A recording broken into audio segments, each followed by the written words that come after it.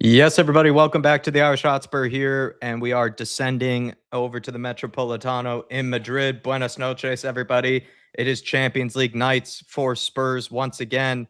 Could be one of our last Champions League seasons, at least for some time. So I did say in the beginning of the pre-match build-up that we should try to, in any way possible, try to enjoy it or try to salvage it, try to remember what it's like to be on these big games, these big occasions, and hopefully we get something from it because we desperately need a win, just of any kind, for us Spurs fans, of course, to be confident or at least be somewhat optimistic about this team. But then also, I think for these players, in order to try to, I've said it for practically a year and a half, try to carry that European form into the Premier League and then go from there. We have an interesting lineup from Igor Tudor tonight. He's dropped once again some big name players. We saw him do that, of course, in the Crystal Palace game. He left Xavi Simons and Gallagher on the bench, but he has decided to do that again here. So maybe something has been seen from his perspective, whether it's behind the scenes or on the playing field, on the football pitch, because Xavi Simons and Gallagher are on the bench again here. And then we have a change in goalkeeper with Kinski coming in for Vicario. Dave was alluding to the fact that if this is done now, maybe it's not really down to trying to, help reserve Ricario or help No. in any way try to relieve him of some of the stress and some of the minutes that could be on his body. It might actually just be that Igor Tudor is desperate to see whatever changes he can make might impact the current form of the team right now. So Dave, maybe start there. Big night playing in Madrid, but also some big calls from Igor Tudor, leaving some people on the bench, but then also a change in goalkeeper.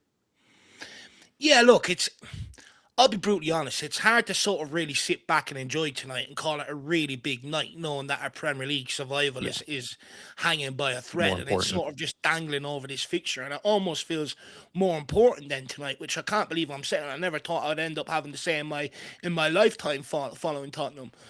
But what gives me a small bit of hope tonight, Jack, is that our players turn up in Europe. They have done over the last 2 seasons. They haven't lost many games in Europe over the last few years. They've been a complete different team in Europe to Premier League. Now, look, some of that could come down to that the physicality of the Premier League. You get less time on the ball and stuff like that. And maybe that's our downfall. In Europe, we do get a little bit more time to play and stuff like that. And it's maybe not as physical. And you'd also argue, I think the referees have been fair to us in Europe compared to the Premier League, which also helps you a little bit. True. So, us turning up here tonight and pulling a result out of the bag where no one expects us is not beyond the realm of impossibility. Looking at that, we haven't conceded a goal before halftime in any of our Champions League games this season. We're averaging 2 goals a game. We're scoring goals in the Champions League compared to the Premier League. Plus, we've got our captain back, Romero, tonight. It'd be interesting to see if he comes back with a fresh head in general. But look, there's every opportunity that we can turn up tonight and try and get something, which I hope we do, to be honest with you. It'd be interesting to see how long we can keep this run in Europe going with. But then you also have the adverse effect. If you pick up any injuries as a counter effect to, you trying to stay up in the Premier League. You've seen with West Ham today, Asensio Somerville will be out for a little while now, which hopefully works out in our favour. He's been probably their best player so far going forward in terms of trying to keep them away from relegation. We can't really afford to suffer a major injury like that. It will have a detrimental impact. So that's the concern about dragging out Europe. And look, Igor Tudor, he's made some big changes today. And do you know what? Fair play to the guy. And I actually Yeah. back it, to be honest with you. You can't keep putting out players that have let you down, let the previous manager down, and they're just not performing. You have to try and shake things up, with how little he's got left. And we've only got 9 Premier League games plus these 2 Champions League games left of the season. You have to try something, and he doesn't have time to sit there and build them up and build the confidence up. But simply, you're not performing, you're out, the next guy's in. And hopefully, we see a reaction from that today. Hopefully, Kinski can come in and put in a great performance. We sort of the run of games Kinski had, it left you with a bit of a sour taste in your mouth or a bit of distrust towards the guy because you could see the speed of shots in the Premier League, the power of the shots, maybe something he wasn't used to in the Czech League. And, it was a real concern around him. But there were some good spots. He was good in terms of commanding his area. He was good at in terms of distribution some of the times and stuff like that. And supposedly, from all the research we done into him at the time, everyone says he's got an unshakable mentality. And when you weigh it up to Vicario, it's clear the guy has lost confidence. His morale is shot. And it's on the floor right now. There's so many flaws in these games. You can't rely on the guy. And when you're in a relegation battle, you have to, unfortunately, you need your keeper to be able to make big saves and keep you in games. And he's just not doing that anymore. Once Yeah. upon a time he was. But since he broke his ankle, he's never returned the same player. His distribution has got way worse. He's all-round goalkeeping has got way worse. He's conceding goals left, right, and centre from outside the box. He's conceding goals inside the box. From corner kicks, we're having to put everyone in the 6-yard box to protect them. Doesn't command his area. The guy's all-round game, his confidence is on the floor. And then you look at reports this week that he sort of wants to leave in the summer. He wants to head back to Italy, and the club aren't going to stand in his way. So maybe there's an element that maybe he's already checked out. He doesn't have it. He doesn't have it in him for the battle. We've seen that with Hugo Lloris, right? Yeah. Great servant for the club. Checked out after that. What was it? Was it against Liverpool or Newcastle? Newcastle, I think. Yeah. Checked out. Never to be seen again. Got his move in the summer, and I think that's why maybe Tudor's hand is maybe forced in that regard. That maybe, okay, if you're checked out, you don't want the battle, bring in this guy. Let's see what he's like. But make no mistake about it, it's a huge, huge gamble. He's not a perfect goalkeeper by any stretch of the imagination. Hasn't played as a number one in quite some time. Maybe an element where he might be a little bit rusty. But we need a huge game from the guy tonight, and hopefully he can deliver. I think every Spurs fan, despite maybe having their reservations, will be willing the guy on tonight. I just think with Kinski is that my big worry is that it's just the shot stopping. We can confidently say he is going to be better with the ball at his feet than Vicario. Pretty much anybody would be right now. Vicario has just been so frustrating. He's somehow gotten worse, it feels like, playing out from the back this season, and especially when it comes to kicking it long, which has been a trend throughout this season. We just seem to prefer to just launch it really than actually try to play out from the back. Vicario is probably one of the worst goalkeepers I've ever seen at the club when it comes to that. He just can barely get the ball high into the air. He can barely get it even halfway up the pitch, really. But then also we know that when he's even put under any bit of pressure, tends to panic, tends to just cause some nerves, really, with either his first touch or even just sometimes the execution of a simple pass, really, where Kinski, I mean, I wouldn't say he's as amazing as some people have said he is with his feet. I think there are better out there, but you really can't get much worse than Vicario.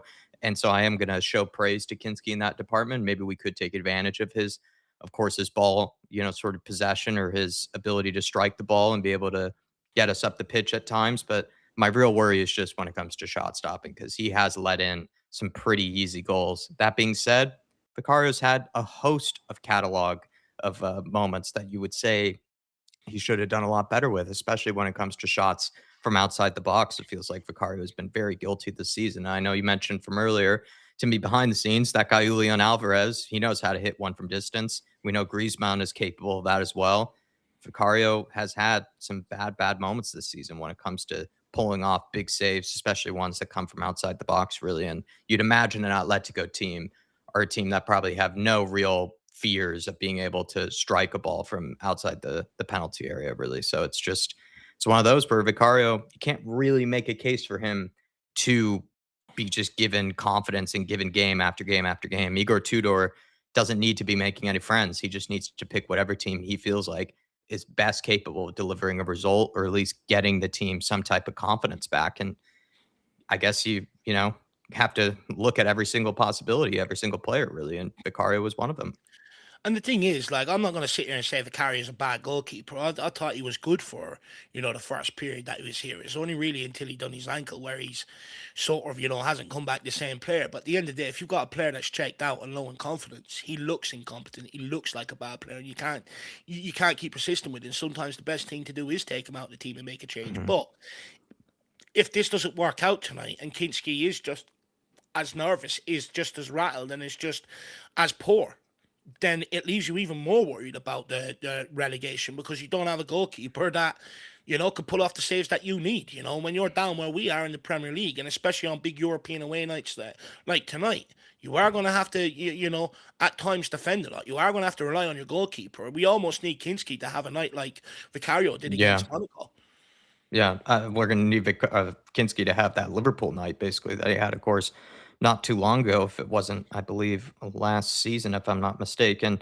Um, let's get to some people in the chat, but just quickly going to read out the rest of the team sheet here. It is going to be a back three tonight. We once again finally get to see Danzo, Romero, and Van de Ven all play together. I think we have seen them put in some quality performances as a three in the past, but of course, due to injuries and whatnot, and also just constant rotation of the lineup, we haven't actually seen these three really play together as a three that often, to be honest. And then in terms of the wing backs, it's going to be Pedro Porro and Jed Spence. So it is the back five that we saw some good performances from this team early on in this season. And then the midfield, it's going to be Archie Gray and Pop Matasar. I think he's gone for that midfield mostly because Archie Gray has looked like a guy who actually gives a shit, a guy that actually seems to care, actually is able to lift himself up despite all of the negativity that is around that dressing room and just around the club in general. He's also shown some bits of quality. It's not just running around or anything like that. He actually has had some quality on the ball, isn't always just looking to go sideways and backwards. Will try to play out, will try to show some nice things.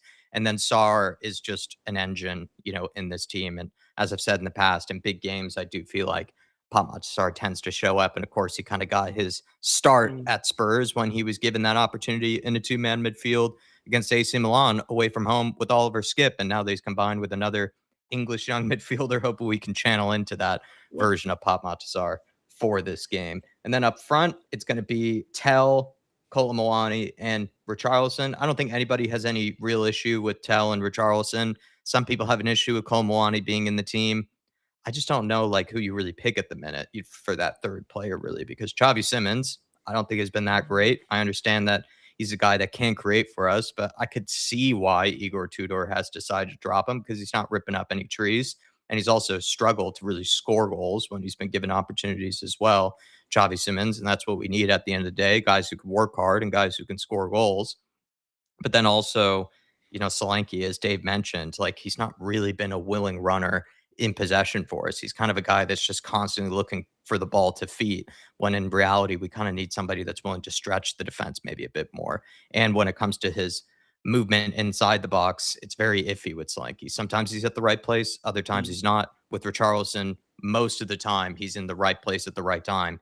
Sometimes the finish can be questionable, but he is a guy that knows how to sniff out the areas to be in when we are in a decent, crossing situation or just a decent opportunity to get a shot on goal. And I don't really know if there were any easy choices for Tudor for that third choice attacker. Look, really. Where we're at right now, no one's indispensable. You know what I mean? Yeah, Everyone's that's a better place way is to put up it. for grabs, you know. But I think when you look at that lineup today, it's clear he's gone for players with legs, agility, being able to move about, the more athletic players. Yeah. Richarlison has legs, Moani has legs, Tal will run all day. Sarr and Gray in midfield, the exact same thing. You look at the players that have dropped to the bench, Paulinia, Gallagher, Solanke, some of the more maybe clunkier members of the team that maybe don't cover as much ground as some of these other players.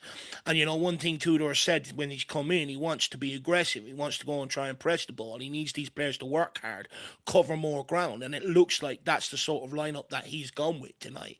So it'll be interesting to see how it pans out. If everyone's on it and everyone does press as a team and stuff, we could really get some joy here. But if we don't, and things go tits up very earlier on and we succumb to the pressure, the early pressure that they're going to put on us, the crowd, maybe some refereeing decisions go against us and we end up crumbling. It's going to be a long evening, and then all of a sudden that lineup backfires. You almost need your Paulinia back in there and stuff like that. But look, it'd be interesting to see how we get on tonight. I think with Romero back in the side, we spoke about in the pre-match build-up, Jack, I would hope he's maybe got all of his anger out, all of his issues out, amongst that suspension, come back with a clear head and really sort of drive this team on, because if there's ever time we really need a captain, it will be now. Now, Well look, said. if Tottenham go down, it won't be a stain on Romero. He'll just get a move to a big club and go on and win things and it'll all be forgotten about. But it will be a stain on him as a leader of a team moving Yeah. forward. And he won't want that on his CV. So there's every motivation for him to be able to drive this team and steer it away from it. Archie Gray, you look into midfield, I think the guy deserves to be kept in the team. Actually, it's a conversation we didn't get onto in the pre-match build-up. I think, you look at the Tottenham's last two goals against Fulham and Palace, he assisted both of them.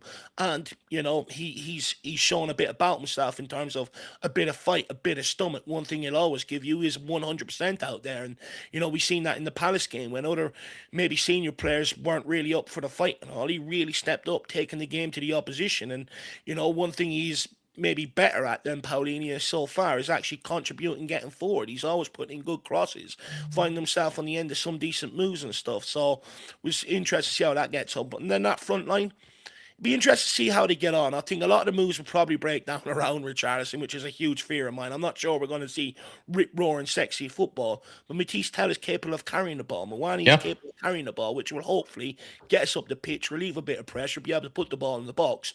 And one thing Richarlison is good at, you look at a lot of his 9 goals this season, is sniffing out an opportunity inside that box. True. So hopefully it works out. Well said there, especially on Romero. I agree. Just going to get to some people in the house. Really do appreciate you guys. Thank you for picking us as your destination to join you in whatever Champions League games we have left this season. Do smash the like button for us, please. It does send this out to more and more people. It just brings more Spurs fans into this community, and we would appreciate it. So thank you guys for, as always. And the hype button if you're watching on your phone. Exactly that as well. Please hype it up. And we do appreciate all the love that you guys do show us. And especially nice and early from Queen Ellie here saying, big up lads, best lads on YouTube and in the Spurs community. Love you guys. Thank you, Ellie. Very, very generous and very kind words. It's amazing just the sentiment that you guys show us, especially during times like this, that you guys still find the time to still tolerate Dave and I, but even also have such nice things to say. Good to see you in the house always, Ellie. We have as well Lisa in the house. Buenas noches, amigos. Come on, you Spurs. She's gone for a 1-1. Vamos. I'll take a 1-1. Snap your hand off it for it, Lisa. Tartan Spurs saying, let's embrace this atmosphere and go for it. Will be tough, no doubt, though. Big up, Dave and Jack. Big up you, Tartan, our man up in Scotland. Dan's in the house, the Bulgarian smoker. 3-4-3, hopefully better midfield control. We've seen different formations from Igor. We've seen a 4-4-2. We've seen like a 3-5-2. I think that was the case against Arsenal. And then we've seen this version of where he has the extra midfielder kind of playing out wide somewhere, typically on the right, like what we saw with Archie Gray, what we saw with Conor Gallagher. I think tonight it's going to be a 3-4-3 by the looks of things. Dan, I think that's definitely going to be the most likely shape. Nicholas Walker's in the house. Callum's in the house as well. Just quickly, Jack. Looking at a picture of Kinski warming up, he's got that Karius look about him tonight. I don't like it. I got a bad feeling. Oh no! Don't remind me of Karius. That's a name I haven't heard in a long time. Karius tonight, yeah. It's a name I haven't heard in a long time, and it's not a good name. Let's be honest, especially when it comes to the Champions League. J Mac is in the house. Let's see if Pedro Porridge is the wingback that many fans believe he is. He had, some nice things to say ahead of this game, but you could say like some of the players would a lot this season have been more talk than actual, show. Action. A lot of them. And that's not just Pedro Porro. I think that's just probably a whole host of players. And one of them maybe on PR. Vicario's kind of one of those. A lot of talk, but maybe doesn't seem to always actually show up when he's doing that talking. Honestly, I've actually gotten to the point I have to because we do this. But I have no interest in what comes out of their mouths anymore in terms of interviews, press conferences and stuff like that. Because, they talk a good game, but you never see it on the football pitch. I'm all about show me in actions now. Now's not the time for lip service. Now's the time for actions and putting what you say into practice. So until I see that, then I'm taking absolutely zero notice of it. Yeah, you could say some of these players have been very politician-like, and that it's a lot of talking. He's not going to shit on everybody, is he? No. What good is that going to do? A lot of talking, no delivery. I agree with you there. Ed Sweden saying, big up, everyone. Interesting lineup, particularly with Kinski, which is probably worth the experiment. Vicar just hasn't done anything, right, to warrant just being picked game in, game out. Yeah, exactly. Dave said, just have to try something. Have to shake things up. And also keep these guys on edge, really, right? They've been sleepwalking into this position. No one's test them a little bit. No one's guaranteed their spot. That's half the reason why we're here. People getting too comfortable. Doesn't matter what performance they put in, their spot is up for grabs. And usually the worst performers under Frank were rewarded. So it's sort of you've got to make them uncomfortable in this situation. No one's spot should be nailed down, not even Romero's right now. Yeah, that's absolutely true. Berlin PJ, good to see you, Berlin. Hopefully you're enjoying your time out in Germany. We are Spurs TVs in the house as well. Brooklyn Evans, big up Brooklyn. Ed Sweeting, like I said from earlier. Hansy G. So many people in here. William Webb saying Galatasaray would have eaten us up tonight. Thank God we not get them. Difficult place to go. I mean, the way other teams have absolutely crumbled there, it kind of makes our performance when we had Will Lancashire and I think we had, Dradu Dragishin, Lucas Bergball. The fact that we got out of there with a relatively entertaining game. Actually, it wasn't like an absolute, mauling as maybe other teams have taken there. I don't know. It just makes you really think about that Europa League campaign. I think it was a lot more impressive than people give it credit for. Dan Coy saying, even Dave and Jack, still not sure how I feel about putting 100% into this Champions League game, given our Premier League form and position. Hope we can see what they put in on the training ground since the Palace game. Come on, you Spurs. Come on, you Harris Army. Bit of a weird argument, that, because, I was even listening to TalkSport today, and Simon Jordan was sort of alluding to that. Look, if you can pick up something tonight, winning sort of builds confidence, breeds momentum, and you're hoping to sort of use that to spark you into life. But, that's all good and that. But in reality, we've seen last season, it doesn't matter. Europe, they'll get up for league games, not so motivated by. That's just the reality of the situation right now. It's a difficult one to know, really. Look, I mean, if we can get some out and we progress, I'm not going to complain, though, am I? Yeah. Swim Master saying, I thought Xavi has played better in the slower paced European football. I think that's totally true, but that was under Thomas Frank. And then also Igor Tudor has had no games in Europe to look at these guys under his tenure, of course. And as I said before with Igor, is that he can't just go off these assumptions that like players are going to come back and, that he can give them a run of games and eventually they'll come good, or to show them patience. His job right now is to win football matches, and as well as to find some sort of type of formation, some type of shape, some type of select lineup that he can rely on for a period of games here. He has to find some type of winning formula or results formula. And if he feels like Xavi Simons isn't the one to be able to deliver on that, I don't blame him, because Xavi Simons, in the short span of time, it's not been a long time Igor's been in a job, but in the games that he has played Xavi hasn't been all that great. Yeah, Same thing with Conor Gallagher. Gallagher has not been great since, Igor has taken over. You can't just roll these guys in, game out, just expect them to come good. He needs to pick whoever he feels like in this moment in time can help him to get a result, really. He's not here to make any friends. No, he's not. And at the end of the day, you've got to try things. You can't just keep putting the same players out there and expect, the definition of insanity is trying the same thing and expecting a different result. In order to affect change, he's got to be able to change things up. And hopefully it works to the benefit tonight. And he finds that core he can rely on moving forward. Look, at the end of the day, I think there is a talent there in Xavi Simons. Don't get me wrong. I wouldn't be giving him up or throwing him out the door this summer. I think you get the right manager and you could really get a lot out of Xavi Simons. However, since Tudor's come in, he's been a passenger in terms of what he's asking him to do in and out of possession. He's been pretty piss poor, and at some point you've got to make the statement, go, look, what you're offering me isn't enough. Sit on the bench, kid. And your hope is that if he brings him on tonight, the kid shows a reaction. And that's the only way he's going to get back into the team. Yeah. John is in the house. Jay Bear, afternoon, lads. We ride again. 4-3 Spurs. We go again. And Romero with hat tricks. That would be a basketball game. It's crazy that, though, isn't it? Everyone inside the club keeps going, we need you, the fans. We're here again. We're ready to go again. It's brilliant, that. Yeah, seriously. John, good to have you as always. I will take a Romero hat trick, a Lookman hat trick, as long as we win, of course. But I don't know if I can handle that. I have a big fear that fucker will show up tonight. Because he's one of the many names that we were after this summer. This January, he was available. I think Atletico got him on the cheap as well, because I think he was pushing for that move away from Atalanta. Has been an upset player, so he was always going to go for a relatively cheaper fee. And I guess in Johan Lange's case, thought that maybe it wasn't possible, or felt like, we didn't need to panic on signings like that. Just unbelievable, man. Unbelievable, John. I don't know if I could stomach a Lookman hat trick, really. I think even Tyler might be in the same boat here. Good to see you, Tyler. You're saying Kinski masterclass, ? Let's hope so, Tyler. Let's hope actually Kinski doesn't have anything to deal with. It's a very easy day at the office for him. Let's hope for that. Yeah, that'd be nice. Somehow I don't think that's going to be the case today. I genuinely think we're going to need them to have a game like Vicario did away in Monaco, where he put off like 18 saves that night. Yeah. Dan saying, I'm glad we're actually playing today, as we don't usually do well in the league when we have a free week or longer between games when we should have been at our best. That's actually true. Spurs actually tend to go against, the rules of logic when it comes to rest and things like that. We tend to not show up. But when we're tired and absolutely beaten down, all of a sudden we show up out of nowhere. Shemtan, hey, Jack and Dave. Hoping for at least a good game today, and it's nice to see everyone in their actual positions tonight. Yeah. It's nice to see the back five that we saw some success with Danzo, Romero, and Van de Ven. I hope that we're going to be really defensively solid because of that for this game. And then you would say Sarr and Gray are probably going to be in midfield.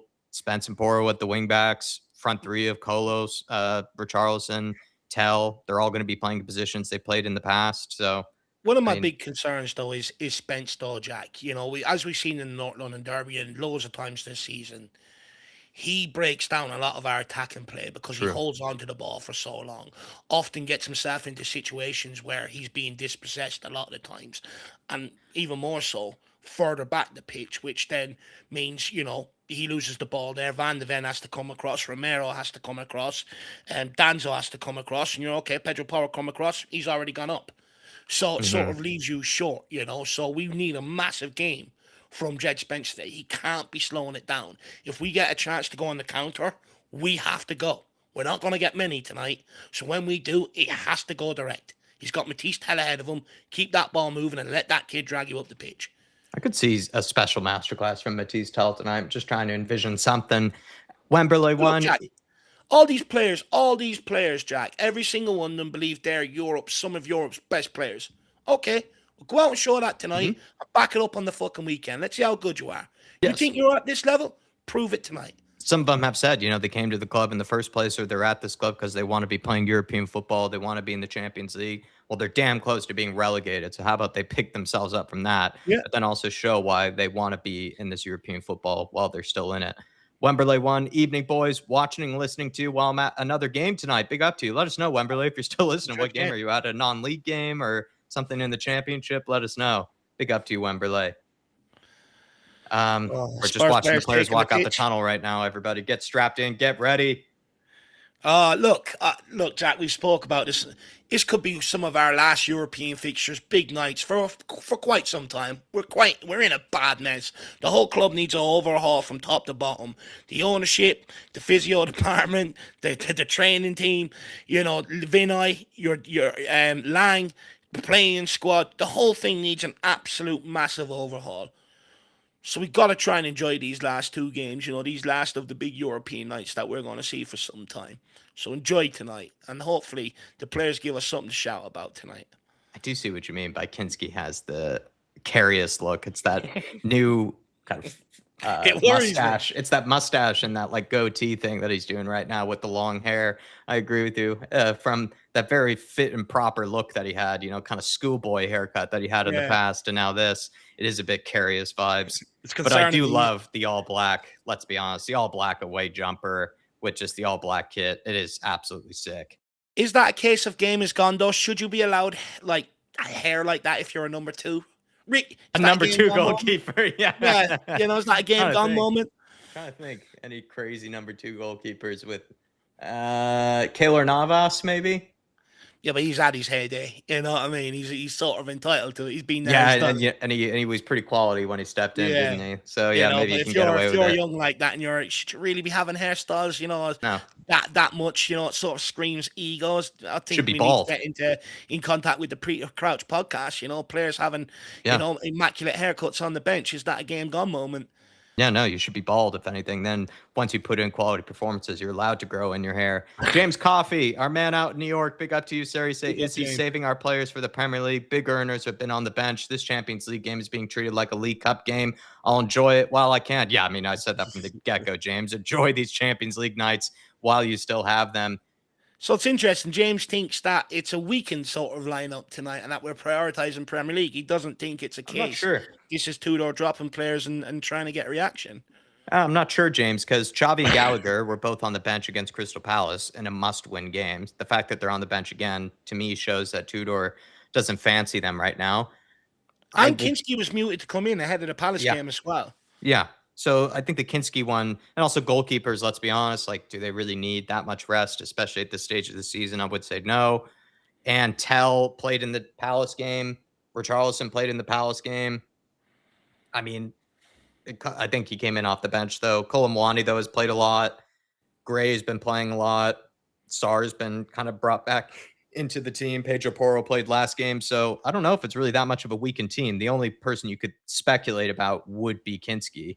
But Gallagher and Xavi Simons were not in the starting lineup last game around. So that's all I would say, James. It's not as weakened as maybe people would have thought or expected. Definitely there's no no Luca Williams Barnett's, no Junai Byfields or anything out on the team, tonight. That would have been the real sign, if anything. And we only have 13 players to pick from. So, it's not like there are any guys that haven't seen any game time really that are in the team apart from Kinski, of course. Who looks like Karius and worries me. A cross between Karius and Pickford. I'm not sure who he wants to be. Just quickly, though, there is 3 players at risk of, if they pick up a yellow card, won't be available for the return leg at Tottenham Hotspur Stadium.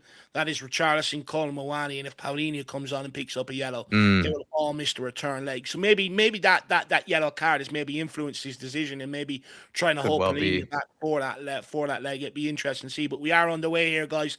Big night for Tottenham. Let's see if we can turn up. It's a long ball over the top already from Kinski. It's a good take from Richarlison, believe it or not. It was actually not bad. He plucked that one out of the air. Tottenham already putting Atletico back into the very corner here at the Metropolitano. Yeah, we've gone for the PSG tactic, knock it into the corner, press from there. Well done, Matisse. Sarr gives it back to Matisse. He's driving with it. Good play by Matisse. Outside. That's the ball in Mawani! Oh! Oh! Handball! Let's have a VAR check here. Let's get a VAR check. Great play by Matisse. VAR, my lord, please. Unbelievable. Please. With no room at all. Matisse Tell somehow did find room. Oh, unlucky Matisse. Oh, are we getting a VAR check? I think we could be getting a check here. You better not call it back for any other reason. If not, he's just trying to kill our momentum. We had a good shooting opportunity there. No, he's just said going out for a throw in here. Oh, for fuck's sake. Danzo wants to change ball here. Doesn't like the grip on the greasy ball. He's got a fresh ball. He's going to launch this one. They put some chorizo grease on the ball. He's gone short to Jedi. Put it in, Jed. Oh, my God, that's shocking. Tell. Good touch. Tell. Lovely. I can't get turned. He's dribbling into a cul-de-sac Balloon it here. off him. Balloon it off him. That's soft, ref. He's giving into the crowd's call there. Second or third touch kind of let him down there. He needed to find a way to get his body turned. But good play again from Matisse Tell to create that chance literally out of nothing from earlier. Good early pressure from Tottenham as well, you would argue. Mm-hmm. Let's see if we can keep them pinned down in here and get an opportunity off the back of this. So unlucky with Mawani challenging Oblak there. If that ball just bounces our way, it's 1-0 up. Uh-huh. Mickey van de Ven. Oh, no, Romero. Romero launches it long. Tries to find Matisse Tell in behind. I think they're going to try and use Matisse Tell an awful lot in this, between now and the end to try and drag us out of relegation, it looks like. Well, he's going to be more the creative winger, where then Colin Mawani and Richarlison will probably be the guys in the box more often. Yeah. Guys that might be more on the end of goal-scoring chances. But then Tell is going to be treated kind of maybe what Xavi Simons was supposed to be doing, being more of the dynamic creator. Atletico looking to put it in behind Danzo. Porro's caught upfield here. Porro gets back to help Danzo. Can they shut him out? Everyone just dropping back into shape. Get everyone behind the ball. The black kit does look good in Europe, though. I haven't bought any Spurs anything this year, but I'll be honest, if that does end up going on sale at the end of the season, I'll be very tempted. It is probably one of my favorite kits ever, this all black. Yeah, it's and the yellow one is class as well. It's probably some of the best kits we've had ever. Oh no, Mickey. You almost got to get the full kit though, Jack. You can't just get the jersey. You got to get the full kit, my man. Yeah, no, every part of it, from the socks to the shorts. Don't let him get under your skin, Spence. That guy Simeone's master of the shithousery. Not even bad. That warm-up jacket as well. Like I said, just the whole piece, everything together. Spence already been given a yellow. Yeah, it's shocking. I missed that part. First challenge, you watch. The referee will give them about 4 or 5 per player. First challenge, booked them. Honestly, I take back what I said about the referee. 3 minutes in? I mean, come on, Spence. It's not even a yellow card if that tackle, though, really. Like, I mean, come on. No, he's absolutely bought that. Yeah, Griezmann. It's a poor decision, that. Not helping yourself, like if it was reckless, I'd understand pulling out the yellow on the first tackle. Oh, Porro. Atletico just trying to play in down this side. Go on, Richie. Good pressure. Right, Matisse, you get over to the other side now. Good boy. Al Ben with a super chat. At least he's starting to pick the right team as he's learned. A lot of people, I think it was Shem Tan who said, Al Ben, that at least he's picking players in their more natural positions for this game. 1 second. Look, it's in behind Porro, puts it across. Or, sorry, Van de Ven deals with it. Porro clears it. Richarlison picks it up. Moani, poor man. touch. Yeah, Don't give away a penalty. Layoff by Richie, though. Just got to hold on to that. They worked it out wide down our left-hand side. They whipped it into the back post over Kinski's head. Goal kick. Come on, Spurs. Yeah, everyone's saying that wasn't a yellow.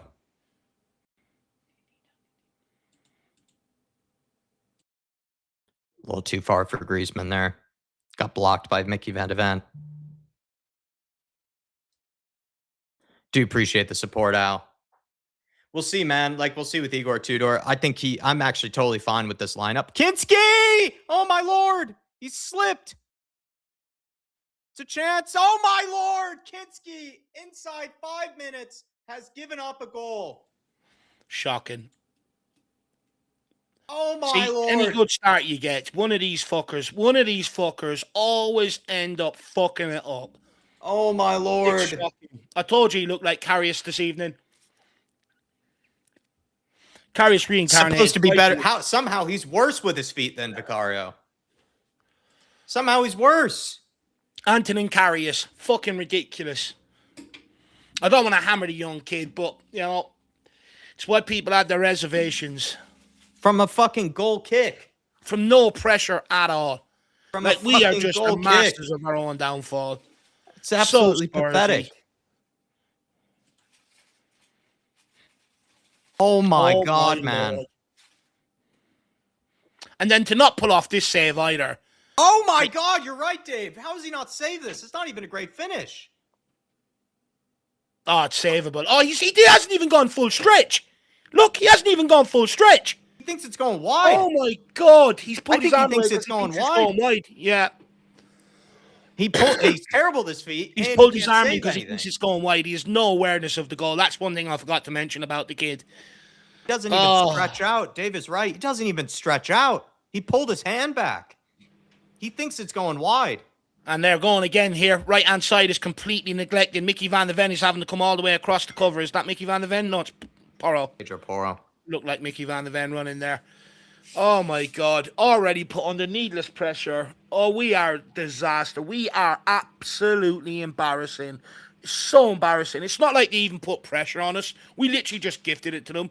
You know, one mistake compounded by another. Slips when there's nobody around them, which is unforgivable. For fuck's sake, at least wear the right studs. I mean, that's just an easy decision to make before the game. Second of all, to pull his hand away thinking it's going to go wide and not go full stretch, unforgivable.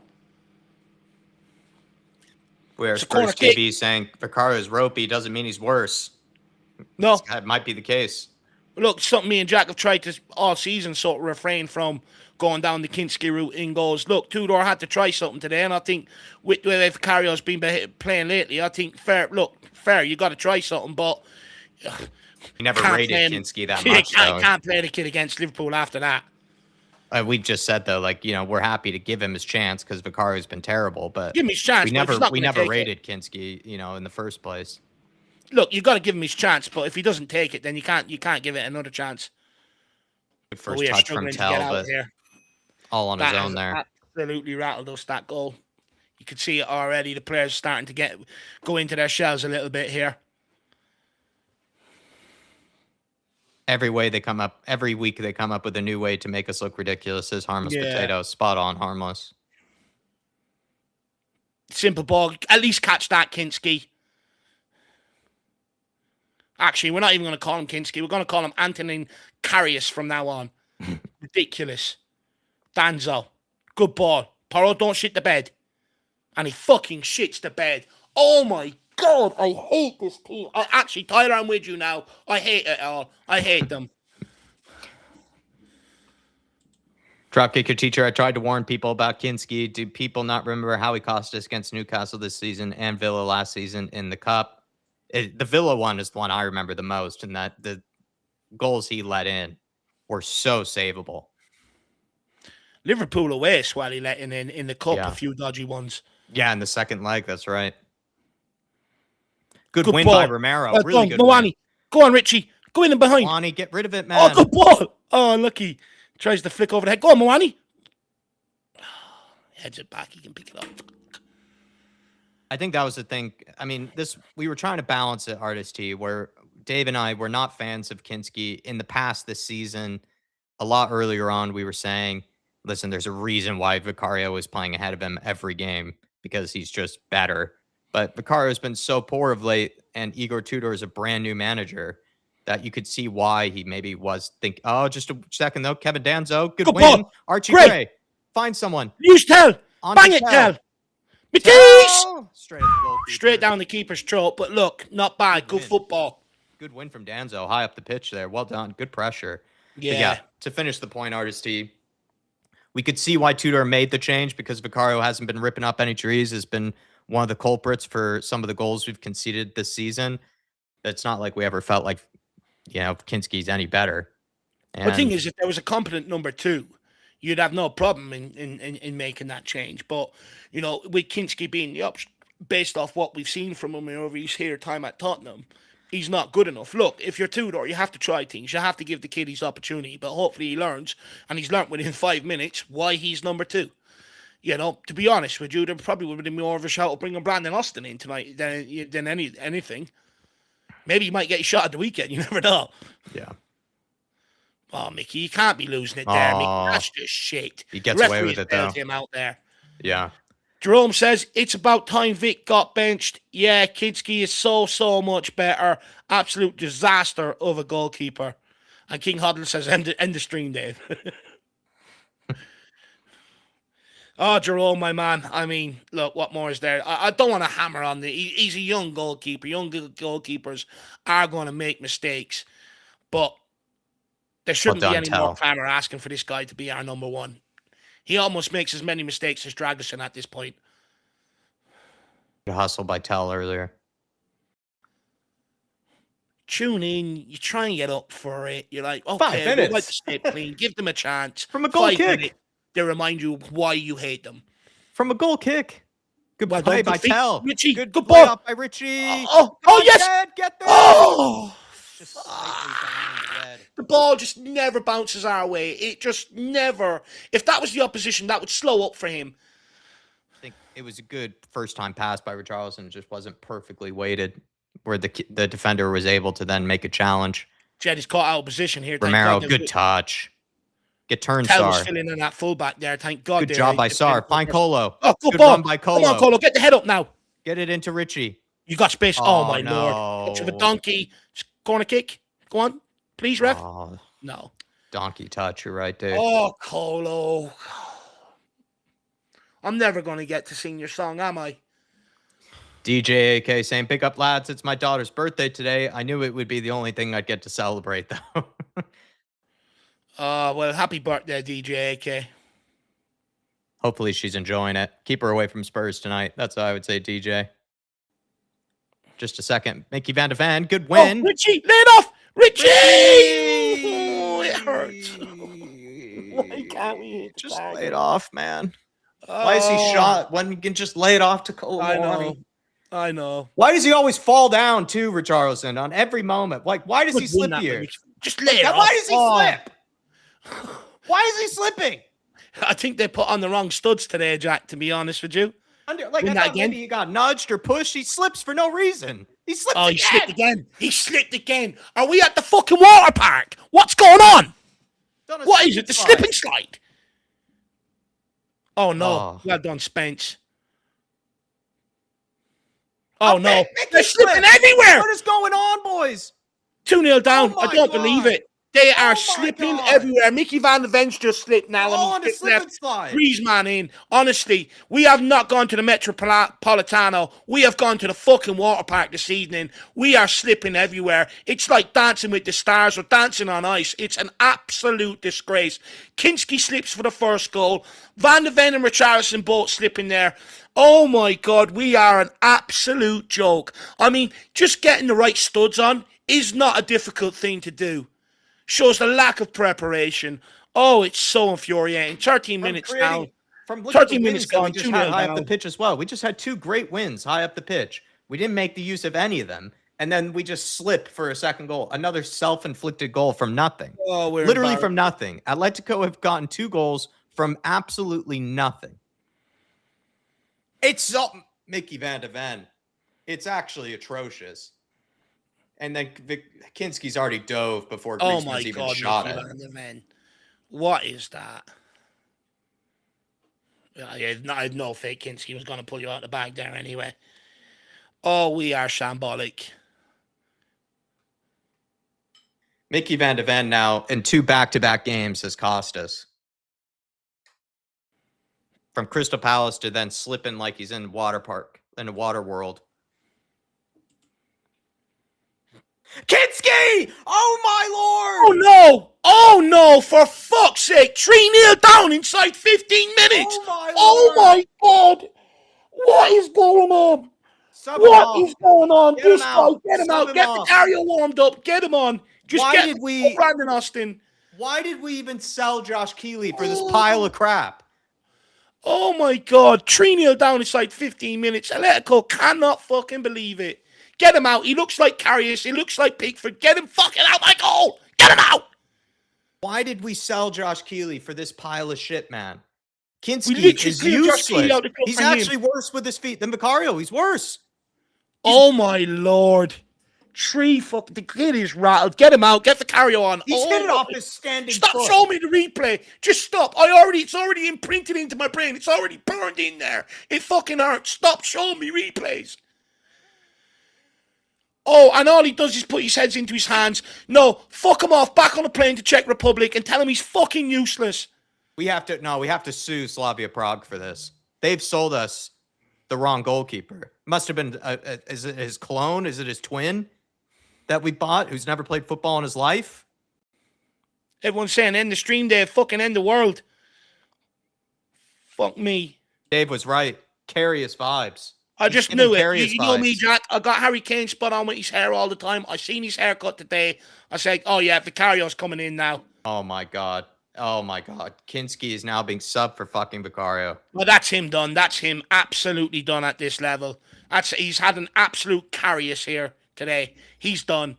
Confidence done. There's no coming back from that at this football club. That is the worst 15 minutes I've ever seen of any goalkeeper in my life, and he's gone straight down the tunnel here. You can understand the coach is going around him. He's obviously hugely upset, and I do feel sorry for him in that regard. Look, Tudor made the call tonight, put him out there, and it's absolutely backfired in that regard. And we've killed off Kinski, at this level. We'd be 1-0 down. We'd be 1-0 down. 1-0 down. I mean, who's to know? Maybe even the mistake that Kinski made rattled Mickey Van de Ven as well. Who's to know?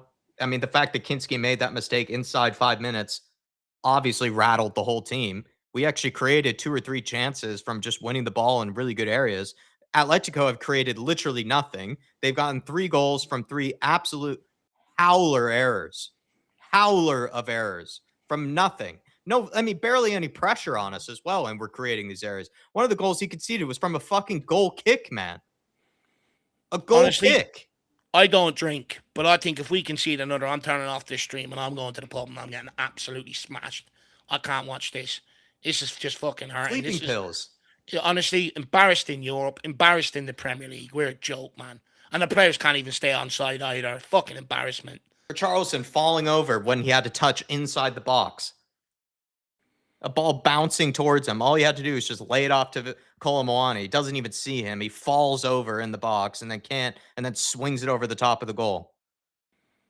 They're in again. They're in again. I don't believe this. They're just running riot.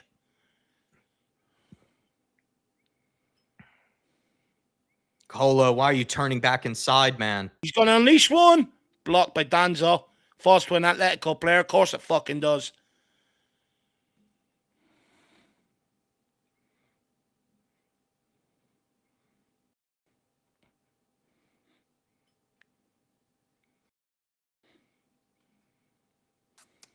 I'm at a loss for words. This is I don't probably even know what to the say, most. Jack. I'm shell-shocked. I'm stunned. I'm now shocked.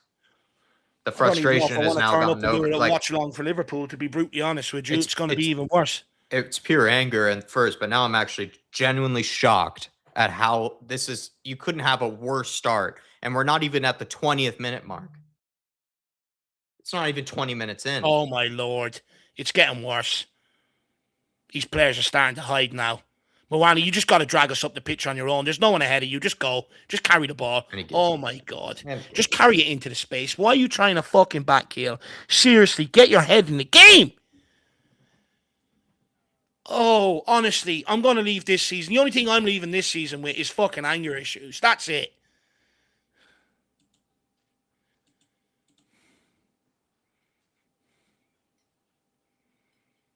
I can't believe it.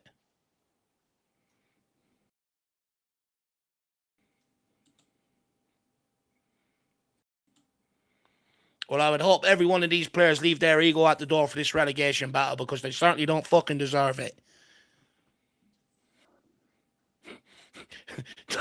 Can I hear Jack cracking open a can? I think they've already sent Jack for the beers. Oh, my God.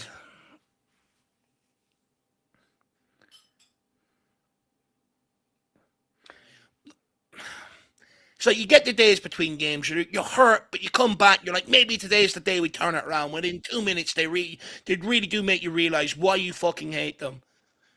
We're a disgrace with no answers. We really do need someone to have a Gareth Bale day today, don't we? You know, remember out in Milan, I think we were 4-0 down going in at halftime, and then Gareth Bale scored a hat-trick. Gareth Snail would do better than half of these honestly, players. We need a Gareth Bale moment today to get us back in this tie. It's already over and done with within 15 minutes. Gareth should put these players in jail, man. Oh, man. I hate to say it, but Tudor's gonna be under the scope as well, under the spotlight. You know, if you're gonna made the big call, if you're gonna make a big call like that, you have to at least think the kid's ready. That's the thing. As much as it's on Kinski, Tudor made that call. He made that call, and I do think that Kinski's mistake rattled the players. They don't deserve much of an excuse, but I mean, when your goalkeeper does that inside 5 minutes. I literally said before the game, it's a huge danger playing Kinski because if he doesn't perform, we're fucked. We've no goalkeeper that can pull us out of the danger. Oh my Lord, they nearly scored again. Oh my God, it's in. No, it's missed. It's gone out. Is the referee giving it? Is he saying it's gone over the line? He's giving the goal. 4-0 down. 4-0 down. 22 minutes in, and it's 4-0. 22 minutes in, and it's 4-0.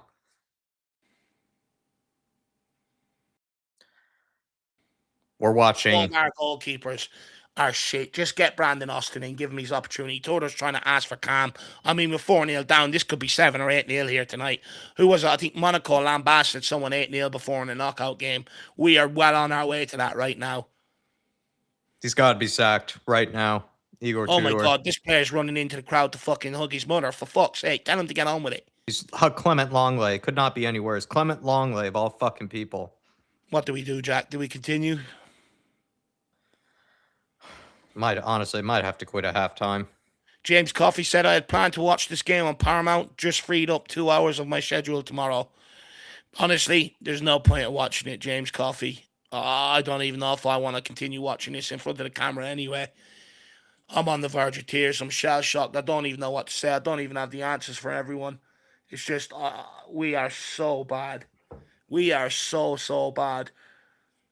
Kinski has let us down massively tonight. Vicario's come in, hasn't been much better. Van de Ven slipped for a fucking goal. None of the players can stay on the feet. Can't complete 2 passes. We're playing 5 at the back and we're being ripped open like it's the fucking parting of the Red Sea. We're an absolute embarrassment.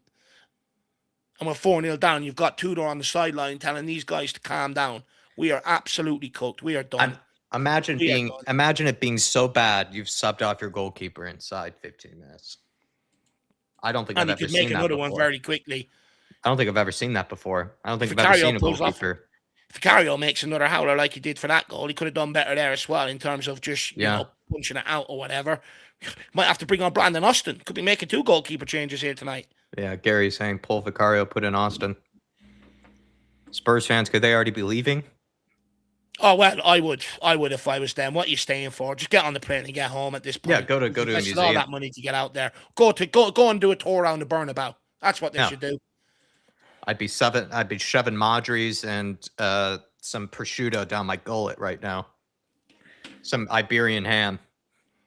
We are an absolute disgrace. We've got another Tonkin coming on the weekend as well against Liverpool. Sorry, Liverpool. The way we've been playing like we're in a fucking pool. Everyone's slipping all over the place. Their heads are in a pool.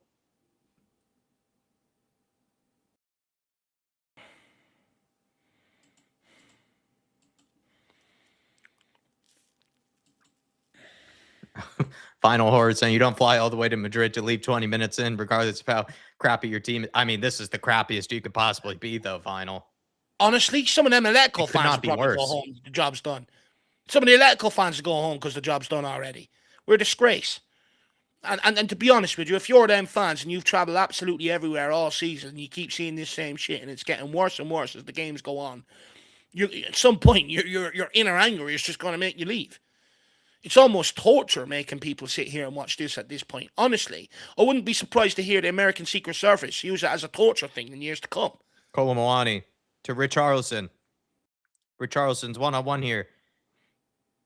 Lay it off. Oh, he can't. Pedro. Oh. Good touch from Pedro. Yes! Come on, Porro! That fucking game. Come on! Five Goals goals galore! 5 minutes. Pedro! 5 minutes. Good layoff, Richie. Let's have another goal here. Another goal and we're back in it. We're back. This is the thing, though, man. Like, I would say we actually were creating chances, but we sabotaged ourselves as hard as we possibly could. We've given them 4 goals from errors. 4 inside 20 minutes. If Richarlison's offside, I actually will end he's way on the fullback there. I would end the stream if Richarlison is offside. No, he's way on. Come on. See if we can get a second before half. Pedro. Good touch.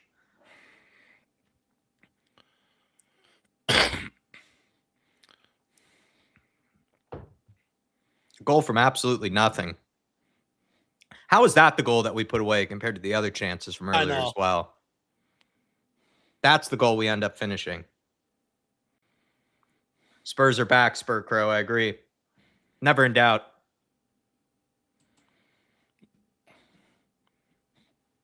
This would be the comeback of all comebacks if we could do this tonight. We only need 3 more, says Acoustic. Fucking hell. We barely mustered 3 shots on target, let alone 3 more goals. Where is he kicking that to? Where is Mickey Van de Ven passing that to? Like, there's nobody there. Bozo. Well done, Romero. Come on, Rami. Oh, come on. We've got numbers. Got to play Colo here. It's too heavy, man. And he took too long. Oh, Colomboani. Come on, Colo. It's a free. That got to be a yellow as well. And a yellow. He gave Spence one earlier. This has got to be a yellow. Got to be a yellow. He was through. It's worse than Spence's tackle. So that's a yellow card. That is a yellow card. Oh, yeah. He's come through the back of him. Got to be a yellow. Pretty impressive pace from Colomboani there. I mean, the guy had maybe 5-10 yard start on him.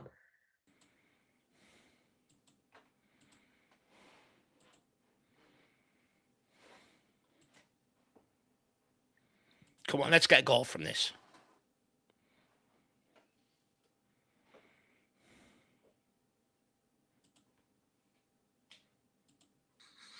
Free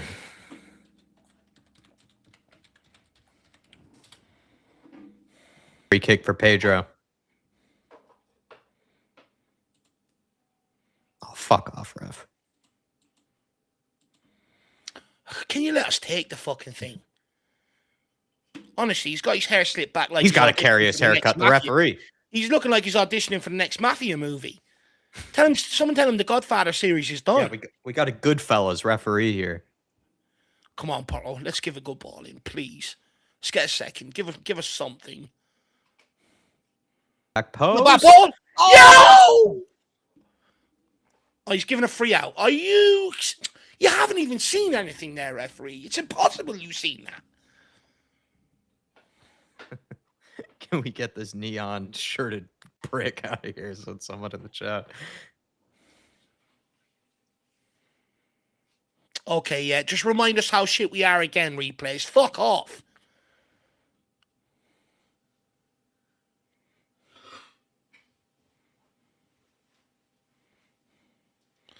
That's poor parry there from Vicario. Yeah, I was going to say, it's not like... Piss poor.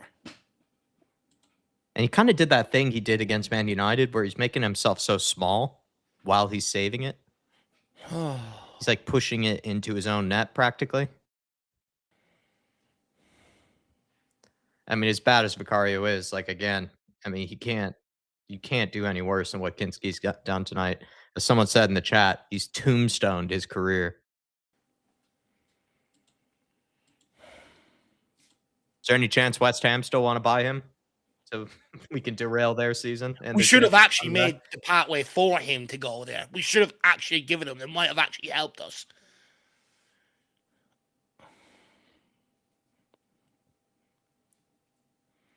Oh, Richie's offside. Oh, my God.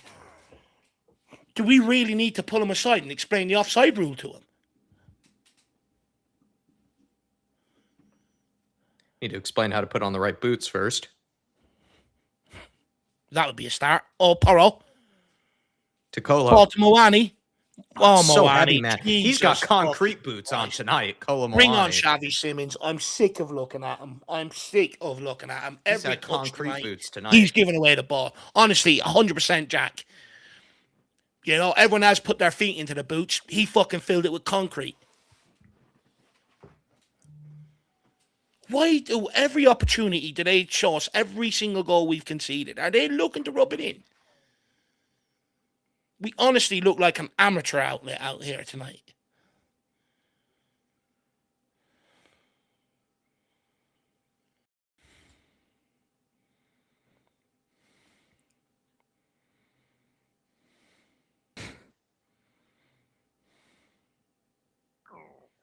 Such a shit house. Come on, boys. Well done by Tell. Great Good play ball. by Tell.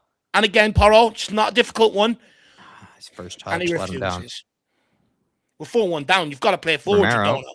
Our back line is slipping everywhere. They can't keep hold of the ball. Goalkeepers can't fucking kick it. Why are you passing it back, Porro? You've got to play forward. Every single one of them back there are fucking useless. We've had a whole keeper blunder compilation video in one game. I agree, Brett. Yeah. It actually will be the case. Like, you'll probably have a compilation of worst ever goalkeeper mistakes, and 4 of them will be from this game. Twitter's going to have a field day with us. Paddy Power, I'm dreading looking at that count. They're in behind again here at Atletico. Griezmann puts it across. Romero's in good position to cut it out. Make you don't slip again, I swear, man. Vicario's played it out wide.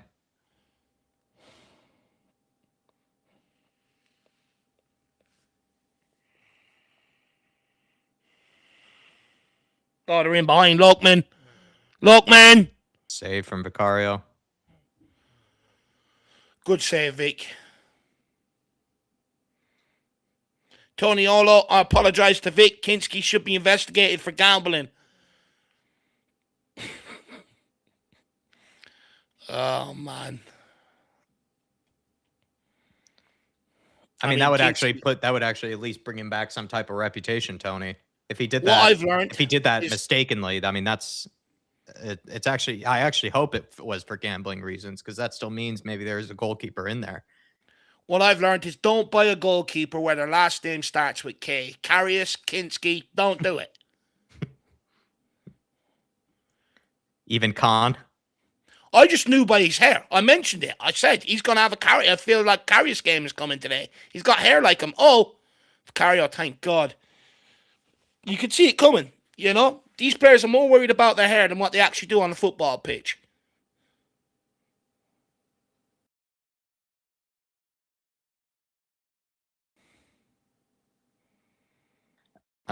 Dan says, at Jack, only at the start of February, Atletico Madrid were complaining about the state of their pitch after a defeat to Real Betis as they were slipping everywhere. I mean, if that's true, it is the same for both teams, though. Yeah, there's no excuse. You know, both teams have to deal with it. And then Spurs Oh with, my God, Spurs Moani. with all the analysts, with all the people that they have, Well that done, you would think they Danzo. would know. Danzo's made doing better going forward than Moani today. Fucking hell. Tell. Did well. Top Good of the ball. box. Desar! Good Blocked hit. corner kick. That looked like it could have been headed in. He got power on it for sure. Thing is, there's opportunities here for us. We've won the ball back in good areas. It's just only if we had the right boots on, we might actually have a second goal tonight. And if also we Honestly, had the right boots on, it would only be 2 goals down if it weren't for I think Mickey it's Van time de giving Ven. these fucking boots to even put on and let them think they're footballers at this moment in time. Yeah, I think the kit man's going to need to give the halftime team talk. Put them in space boots at this point because that's where every single one of us want to go right now. 3 goals, Jack says, AK. I don't even know if Kinski's mistakes were really down to him slipping. I think they were just down to him being absolutely awful. Oh my God,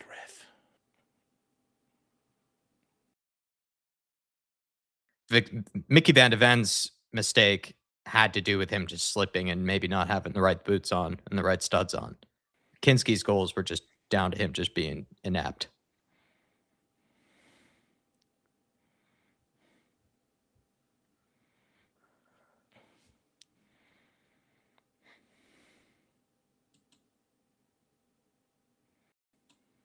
Romero! Oh, how's he missed? He was free at the back post. Romero, you have to do so much better, man. Oh, he's got to do better with that. He's got to hit it back across goals. He's got to head it back across. That's a penalty on Mickey Van de Ven. That's a penalty. They give that in the Premier League. He hit it off the post. Look, they give this in the Premier League. That's a penalty on Mickey Van de Ven. Oh, he's hit it off the post, Romero. Oh. Better, you're right, though. He's better off going across goals there.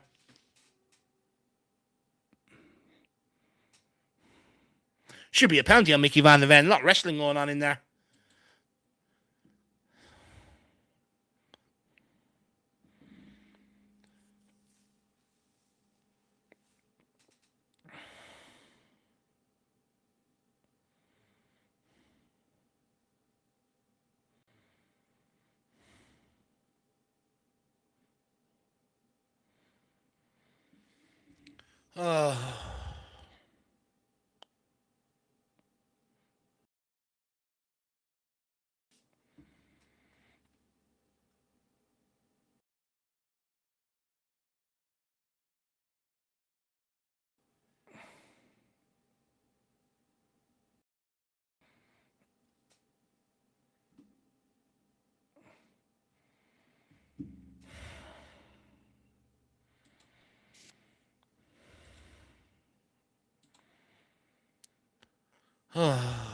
So hard being a Spurs fan.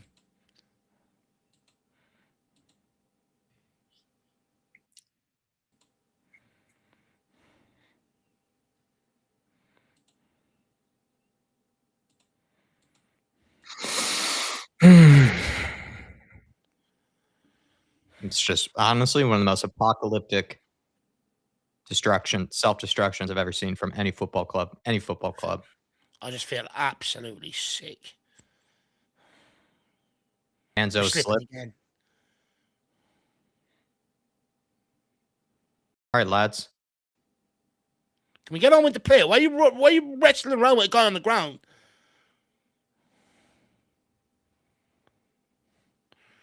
Charlison picks up a free kick there, does he? Yep.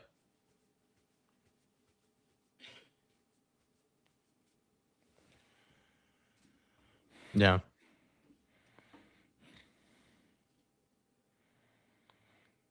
Pitch is pretty cut up, isn't it? Looking at it.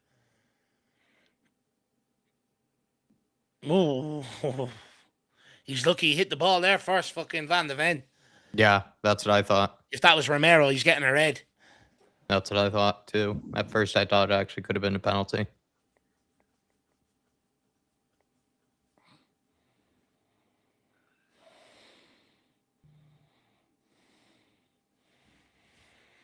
What's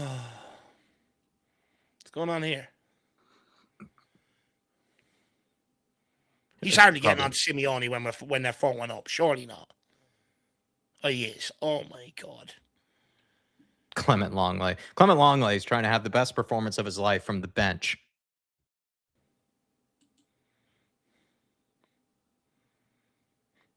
Why do they keep looking at this? Are they going to go back to this? Let's play on. Matisse Tell tries to clip it in behind, but Richarlison came short for it. They go long. Tell wins it. Gray, come on, kid. Good reading, Danzo. Well done. Good touch by Tell. Find Richarlison if you can. Good play by Tell. Well done. Parrot, put it in. Back post. Mawani's there. Not a good cross. God, such a shit ball. Danzo, well done. Get there again. Oh, jeez. No. Everyone's slipping all over the place. Oh, no. Dan, you're absolutely right. I mean, clearly it is a very slippery pitch. It's only us that are slipping, though.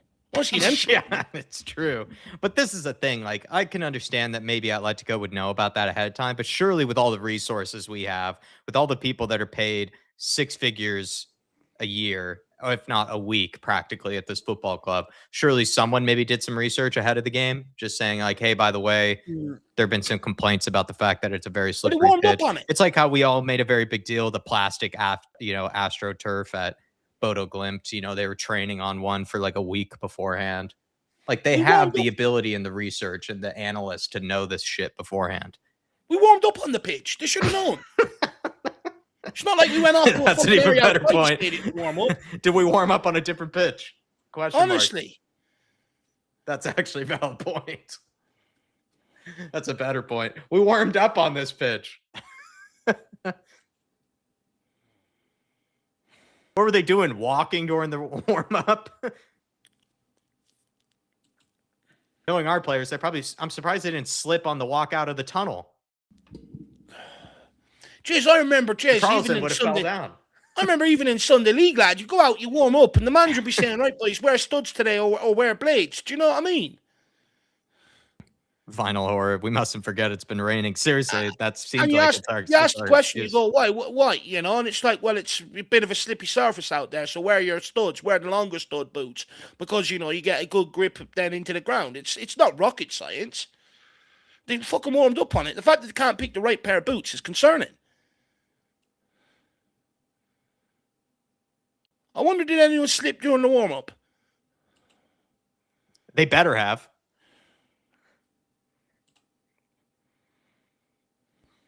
Don't let him shoot.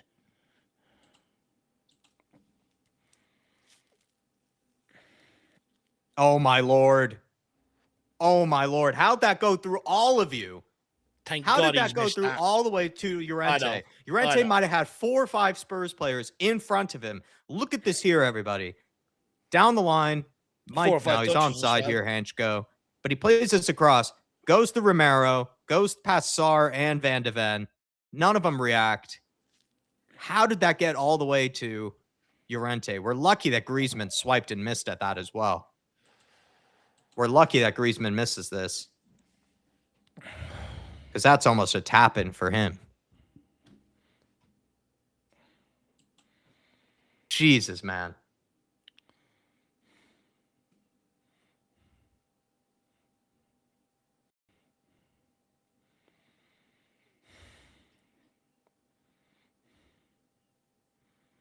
We need a goal before halftime.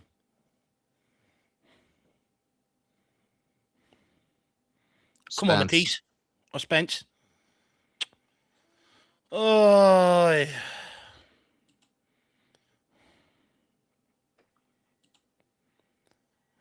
It's got to the point. I'm not even angry anymore. My anger's gone. I'm well past that now. I'm in mourning. Jet Spence seems to have picked up an injury.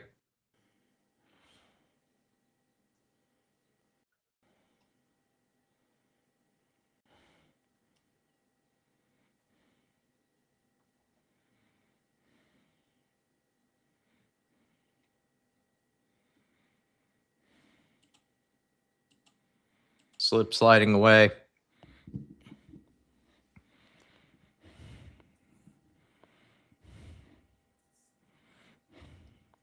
into the box. Oh How did no my one get onto the end of that? How did that bounce in front of two Oh. Spurs players and no one got into that? Romero misses the header. Gray doesn't even react.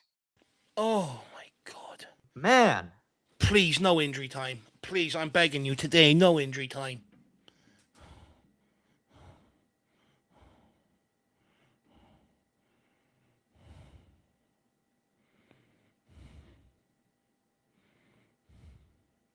Surprised Danzo took the throw without slipping, says Tom. Seriously.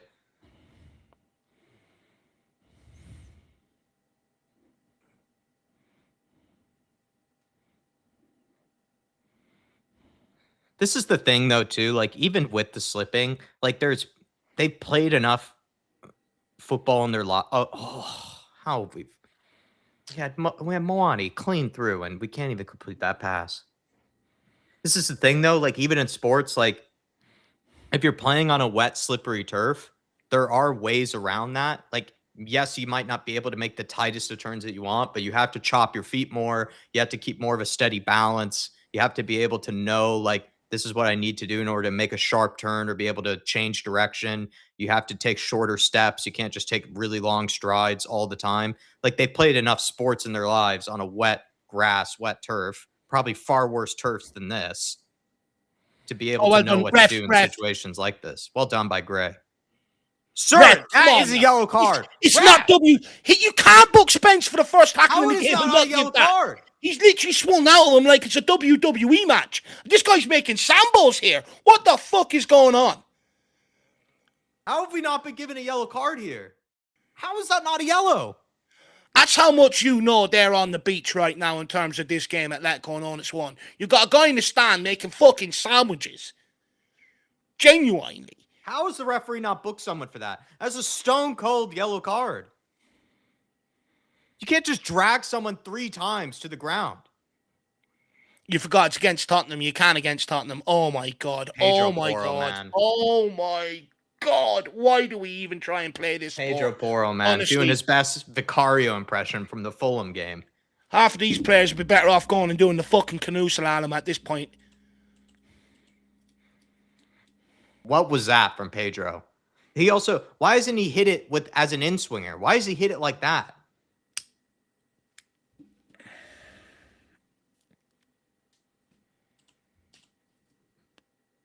Oh my God. Just fucking take him out at this point. Just take them all out. Assassinate them all. Every chance you get, 2-footed. I'm sick of it. I don't even know what to say, Jack, to be honest with you. I'm actually just I don't know what to say either. I'm actually just past anger at this point. I mean, it's the same talking points every week. You look at that, you look at the players, you go, where's your pride? Where's your self-respect? Where's a bit of heart? Absolutely none of it. We're absolutely washed. But to be honest with you, this game was undone by the biggest decision heading into this game, taking Vicario out and bringing Kinski in. You know, there was a lot of question marks around Kinski's game when he played in that run underneath Ange Postecoglou. There's a report that I keep banging on about that everyone has absolutely missed when it comes to Kinski. Actually, I'm kind calling him Kinski. I'm going to start calling him Karius. Actually, I seen it as soon as I seen him walk out today, the way he's got his hair done and everything else. I said it to you. He looks like Loris Karius, and I'm really worried about this kid today. You're number 2 goalkeeper. Instead of worrying about your hair, actually worry about the basics on the fucking football pitch, first of all. But, you know, there was a report on the first international break that came around Kinski, you know, that said he was regressing behind the scenes, and every Spurs fan has ignored it. And every time the questions popped up, it's something I keep referring back to. Now, look, I get it, Igor Tudor, where we are right now. Vicario has been piss poor, hasn't kept us in any games, barely made any saves recently. You have to try things. Well, that experiment is done and dusted. You know, I actually feel sorry for Kinski, to be brutally honest with you. You know, as soon as he came off and you're pulling off a goalkeeper like that, that's his career at the top level done. Even in terms of confidence, you will never shake that off. Look what happened to Karius when he made the mistakes in the Champions League final. You never ever seen the guy again, picking up third keeper roles around the place.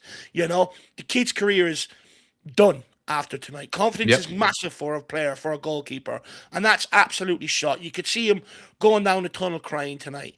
And, you know, you would maybe argue unfair to put him in that situation, but at the end of the day, he's here, he's an option. He's professional. You have to try something, he's a professional.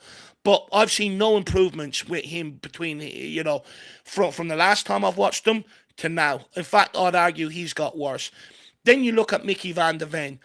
Just when you need a bit of experience, calm the pressure down a little bit, do the right things, relieve the kid from a bit of pressure, he slips. He'll forever go down as a fucking legend of this football club for that goal line clearance in the Europa League final, again, off a dodgy mistake from Vicario. What is wrong with our goalkeepers? But he is quickly tarnishing that reputation or that legacy the longer this season goes on. He's been absolutely shocking. Sent off against Palace, slips today, not available for the Liverpool game on the weekend. Everyone goes mad about Romero. Everyone goes on about Romero, getting suspended, doing silly things. And I've been saying it all season long. People are giving this guy a free pass. And now his behaviours are coming back to haunt us. We're absolutely shocking. I don't even know what to say. 4-1 down. We didn't turn up for a game. We didn't go to Spain to the Metropolitano for a game of football tonight. We turned up to Spain and went on holiday like everyone else does when they go to Spain. And we went to the fucking water park. These players are sliding around everywhere. And you look at Atletico players, I don't see them sliding anywhere. I just don't. I'm not being funny, but you think with them warming up on that football pitch, that someone would have clocked it? Just be on it today. Be extra aware. The pitch is a bit greasy. It's cutting up everywhere. And at least make sure you've got the right studs on. Make sure you've got the right studs on. Are you wearing blades? You're wearing studs. It's absolutely insanity. We are an absolute joke. You get a few days away. You get the weekend off. You come back and all we keep hearing is keep turning up. You fans, keep turning up. What are we turning up for anymore? What are we actually turning up for, bar the love of the badge? Because no one is supporting. No one likes these players. A lot of people don't like this manager. No one likes the director of football. No one likes the CEO. No one likes the ownership. We are literally only turning up for the fucking badge as fans right now. And you could question, maybe some of them players could do with a bit of that heart, a bit of that desire, a bit of that passion. But every week, as soon as 5 minutes into the game comes, you're reminded exactly why you hate them and why you needed that break in the first place. This club is dead. We're being embarrassed domestically, and now we're being embarrassed on the biggest stage in Europe. And do you know what? Maybe the silver linings in tonight is that fucking gives that ownership a wake-up call, and they fucking get out of here in the summer and sell up. That's the only fucking saving grace from tonight's embarrassment that could happen. I think if anything, too, it'd be amazing if it hasn't already dawned on these players just how much of a dire situation we are in right now. But you would think that a calamity of a performance like this, only inside like 20 minutes, we're 4-0 down or whatever it was, 23 minutes, I think we were 4-0 down. To be in that position as a footballer, to be in that position as a player, already knowing the pressure that's on you, already knowing the situation around the Premier League, if it hasn't dawned on these players already, surely it has now. Surely they know that this is a terrible, terrible, terrible form that they are in and that this just cannot continue any longer. We're talking about the simple basics. We're talking about not slipping on a fucking goal kick. We're talking about not giving up simple goals from schoolboy under 6 errors that we're seeing right now.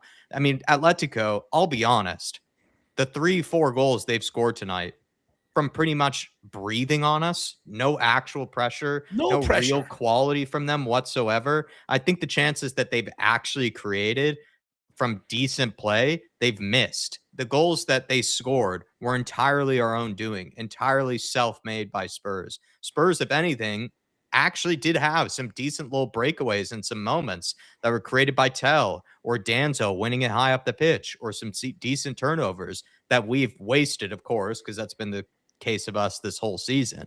But if you actually watched this game and ruled out the individual errors from this, you would say that it probably would be a 1-0 or a 0-0 pretty much going into halftime, really. Like, it's not been a game of real devastating quality or a game of where Atletico are just carving us open, moment after moment. We've just collapsed under the not even pressure. Like, it's actually probably being generous to Atletico to say they put us under pressure. We've just somehow found a way to basically kick it practically into our own net 3 or 4 times now in this game. We're beating ourselves now.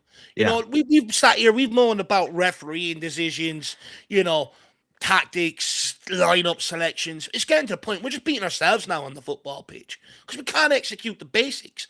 Honestly, I've never seen a team as bad as this in general in the Premier League or in Europe. Yeah. You know, people can go back and look at that Derby County team that went down with the lowest point tally ever. We are just as bad, if not worse. I mean, we can't pass a ball 5 yards, can't execute a simple ball in behind for anyone to run onto. You know, our tackles are absolutely wild. We're nearly getting VAR checks on nearly every single tackle we make. You bring in Vicario today, rather than, you know, he makes a save, but parry it away. What does he do? Parry it straight back into danger for another shot. We've got no goalkeeper that can make any saves to keep us in the game. Our two best centre-halves are taking it in turn to get suspended. You know, we are absolutely cooked. We're absolutely shot. This club is fucked. Our season is done. That Crystal Palace game absolutely buried us. You're thinking off the bat, you're thinking going into the North London Derby, show some pride about yourselves to these fucking players. Crumbled. You go, okay, you're embarrassed in the North London Derby twice this season. Show some bollocks against Fulham. Buckled. You know, okay, that's 2 London Derbies on the trot now. Tudor's got his feet under the table a little bit. Show something in the home game against Palace. Show us that you have enough about you to fucking keep us up in the Premier League. Buckled. You're thinking, okay, last resort. One thing these players have done is turned up in Europe the last 2 seasons. Barely lost the game across Europe. Give you a bit of hope going in tonight. Buckled. Absolutely crumbled. And no one at this club can affect change. The ownership, the Lewis family ousted Levy to come in and affect change. They fucking made an absolute tit of it. Vinay's come in to try and exact change and get fans on board. Fans are more distant from the club than ever before. Johan Lang was brought in to try and change the squad. He's absolutely failed. The only thing he's done is fucking brought in kids. Honestly, just brought in kids. Absolutely disgraceful. Then you look at the players. No fight within them. They hate the board. Romero's statement is reflecting on how the dressing room feels. They were let down off the back of January with not bodies coming in here to help them. The best players in the team want good players coming in here so that they can kick on. That hasn't happened. They've checked out. And all on top, they fucking hate us fans and they blame us for absolutely everything. You protest, you're an issue because you're showing discontent. You boo the players, you're an issue because you're showing discontent. You want the manager out, he also makes you the problem. I'm sick of it. Us fans are not the problem. The problem is from top to bottom inside that club, no one has a fucking clue what they're doing. Absolutely none of them. Wouldn't organise a piss up in a brewery or a conger in a fucking bottle. I'm absolutely sick of it. I'm absolutely sick of it. We are being embarrassed every time we take this football pitch. Honestly, I'm at the point we nearly need World War III to happen to stop football right now. We are fucking atrocious. And I'm going to stop before I get myself cancelled. I need a minute. I'm losing my rag. I just don't even know where you begin. I don't even know where you begin with this team. You could not have had a worse 20 minutes. We're not even talking about a first half. A worse 20 minutes than we've seen from Spurs tonight. It's unbelievable. And like I said, pretty much no pressure from Atletico. Yeah, the fans are making sandwiches in the stand.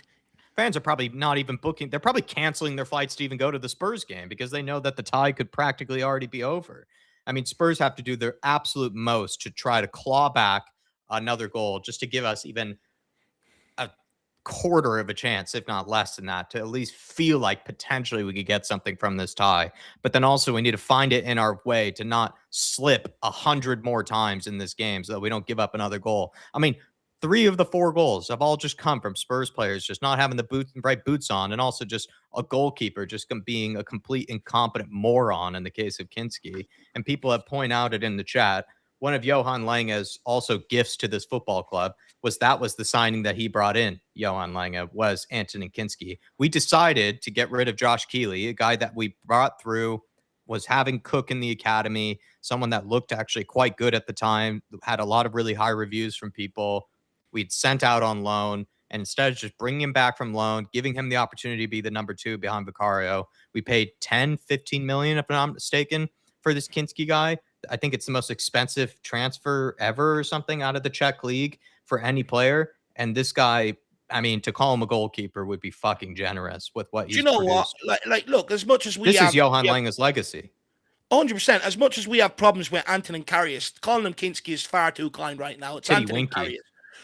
The reality is, why are the club bringing in players that aren't good enough? when we that's already have so guys out possible. on loan. We Shouldn't have be guys here. out on loan that are good enough, or at least can fill in. Maybe they might not be first team players. Guys who can fill in for a game. Guys that have been around the club. Guys that might actually care at least a little bit going into these games. Not saying that Kinski doesn't, but seriously, man, like the guy has been not shown any real chance of actually playing ahead of Vigaro because he's clearly not good enough. Why didn't we just bring Josh Keeley through a year or two Jack, ago? It was a small point, but we made that over the summer and in January. It looked like a massive gamble and a massive mistake to just bring in Kinski with no Premier League experience, no attachment to the club for a decent transfer fee as well. When you already had Luka Gunter, you already had Josh Keeley in the background as potential keepers to come through and be number twos for Vicario. I mean, it's a long list of blunders under Johan Lange. Sorry, Dave. no, but look, let's broaden that point, Jack, to what you're saying. We're sitting here now with about 14, 15 fit senior players, that where the confidence are absolutely dropped. I've been warning a long time, about getting through some of them under 21s that won the under 17s, under 18s, and under 21s. Getting some of them through into that dressing room because I didn't like where it was heading, that we didn't have anyone that loved the club. Once Kane had gone, once Son was going, you needed players like that. What are we looking for now? A bit of heart, fight, and desire. That's what the likes of your Mikey Moore, your Donnellys, your Lancashires, your players coming through the academy would have brought you. Where are they all out now? Thriving on loan, a lot of them. Out there thriving on loan. Even look at Viskovic. Barcelona are looking at. We might even sell this guy before he even plays a game for Tottenham Hotspur. How the fuck can he end up at Barcelona or Real Madrid and top teams like that looking at the guy and we can't even give him a chance here at Tottenham Hotspur? You've got your two centre-backs with a poor injury record over the last 2 years, sending off fucking galore. You can't give this guy an opportunity. We'd rather give Radu Dragusin his chance. Even though he had to run 20-odd games last year. No. And was sent off I don't know how many times. Cost us how many goals. We're asking for some heart and pride. Why didn't they call any of these youngsters back in January? If they couldn't get the players in the window, you call back a lot of that loan army. Before the argument was they don't have first-team experience. Well, off the back of being loaned out last season and half of this season, you can't make that argument anymore. They have first-team experience. So why are we sitting here short? Why didn't they call some of these guys back? Johan Lange is a fucking fraud. But look, he shouldn't be here. The Lewis family should have sacked him long ago. I'm losing the will. Everything is wrong. Everything is wrong with this football club. Everything's wrong with these players. It's the fact you even mentioned Radu Dragusin as a guy that's available off the bench. I actually think we're lucky. I think we would be 7-0 down, knowing that this pitch is making every one of these guys slip up. Radu Dragusin slips on our pitch at home, makes mistakes. If he was on this pitch tonight, we actually probably be 7-0 down right now. So maybe we should count ourselves lucky. This was earlier from Tony Yolo. Thanks for being patient, Tony. I think Dave and I just at this point, we're just blind, man. Like we just don't even know what to think anymore. I think I've lost the ability to see. I think I've lost the ability to hear. They're taking away all my sensory. They've given me sensory deprivation here. Tony Yolo saying, boys, I'd rather see the kids at this point. I mean, again, like we brought up maybe far too many times this season, which really reflects just how bad this season has been. You can't do much worse. Like, really, as a youngster, couldn't do any worse than some of these players. We set the case with Igor Tudor, with Thomas Frank. Can't do much worse, really, as a manager.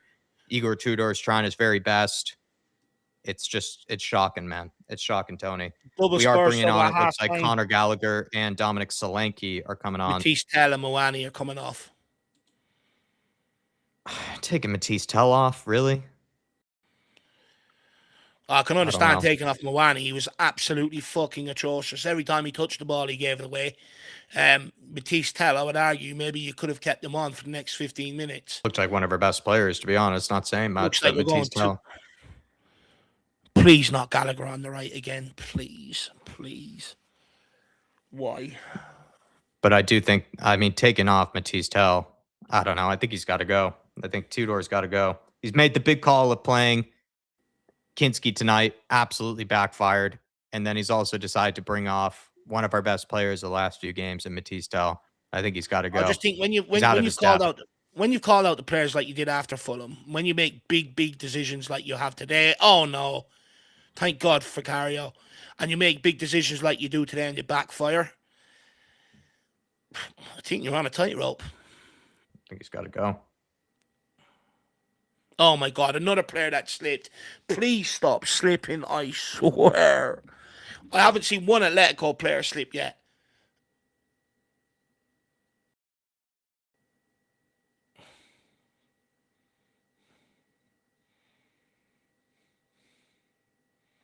Free kick on Gallagher.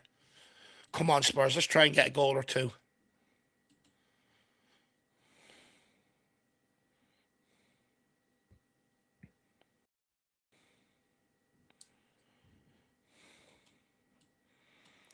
I don't understand the substitutions. I can understand the Moani one. I don't understand the Eastel sub. I can understand taking off Kolomoani for Solanke. I'll let that bounce. Come on, don't bully him. Oh And my he God, slipped. he slipped. Man! What? Oh my God, honestly, it's like a comedy sketch. Honestly, just play Benny Hill music to what we're doing out here today. Nearly every single one of our players is slipping everywhere. We are disgusting. Play the Benny Hill music. We're a disgrace. It's like P. Diddy, like, lubed up their fucking boots or something like that. Like, we're slipping all over the place. It's like we're in a bouncy castle full of soap. Had to pour the baby oil somewhere.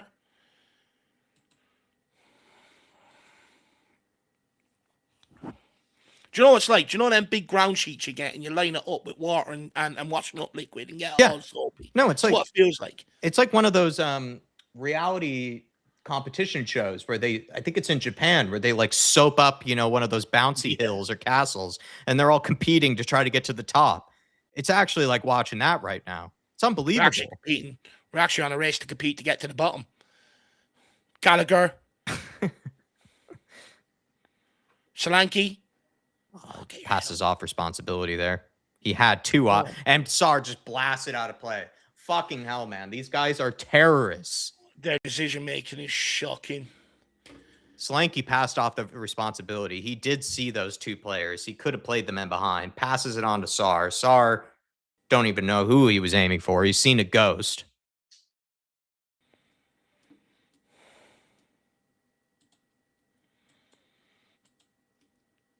Oh, my God. Can we complete a pass? Just two. Just two passes.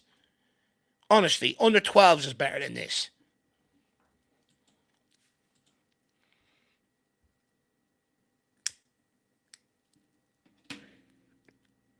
Oh my God, is Spence slipped again? Jesus Christ, can we get one player that can stay on his feet longer than 3 minutes?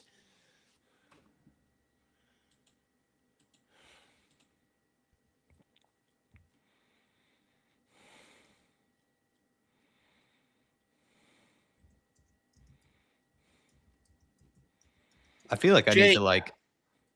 Oh, go on. No, I'm not saying anything serious. I was going to say, I think I need to like seamless order or Uber Eats.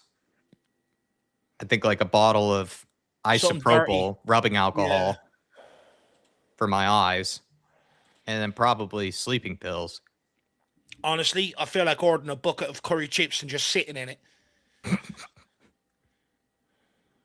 Need boiling lava. Just give me all this dirtiness. I need it. I need something filthy because football's not providing it for me. It's not fun. Football is supposed to be fun. It's not fun. They say when the fun stops, stop.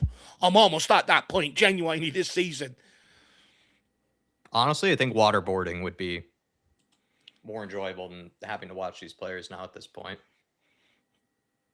Honestly, if anyone's ever keeping withheld secrets and you want to get them out of it, sit them down and play Tottenham games back to back to back to back. They'll soon go, please, whatever you need to know, I will surrender. I will tell you.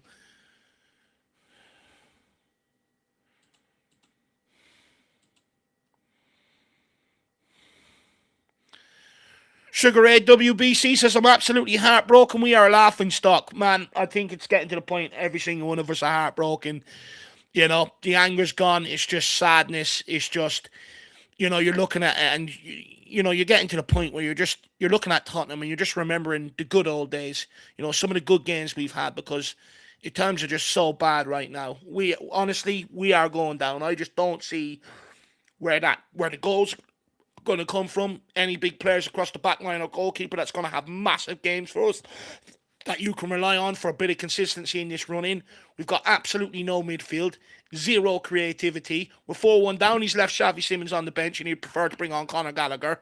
I mean, We don't honestly. Tudor's starting to look out his depth as well. To be quite frank with you, some of the decision making is just a bit bizarre. We're a mess, Sugar Ray. There used to be a football club over there. Isn't that what Bill Nick said?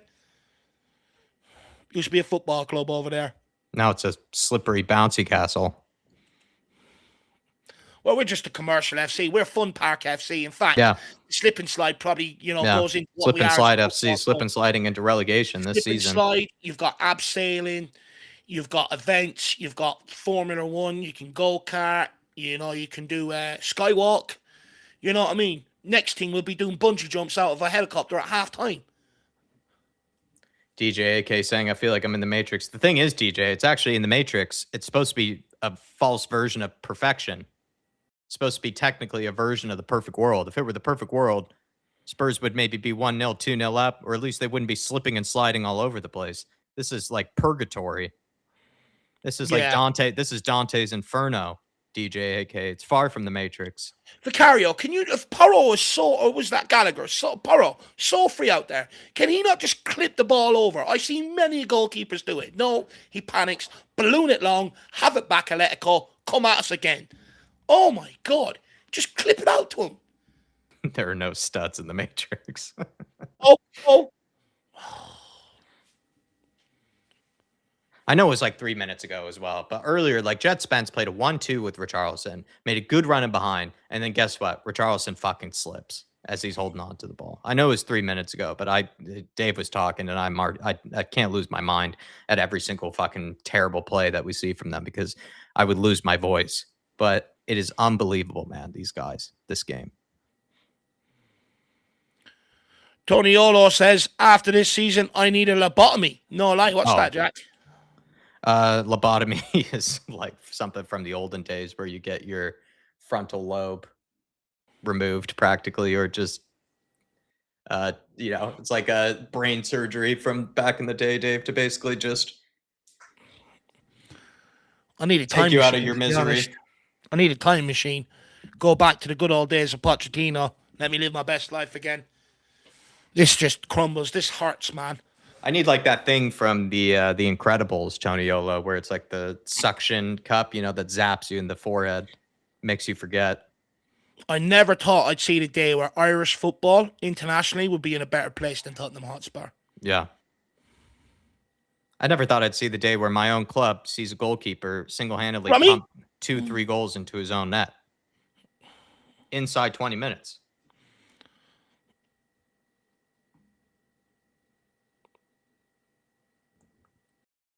And I mean, the FAI are complete incompetent. The fact that they're in a better place on the football pitch than what Tottenham are is disgraceful. I mean, our FAI is fucking corrupt to the core. Well, come on, Spurs. Let's score off the back of this. Come on. Yeah, can we have a whole different second half, please?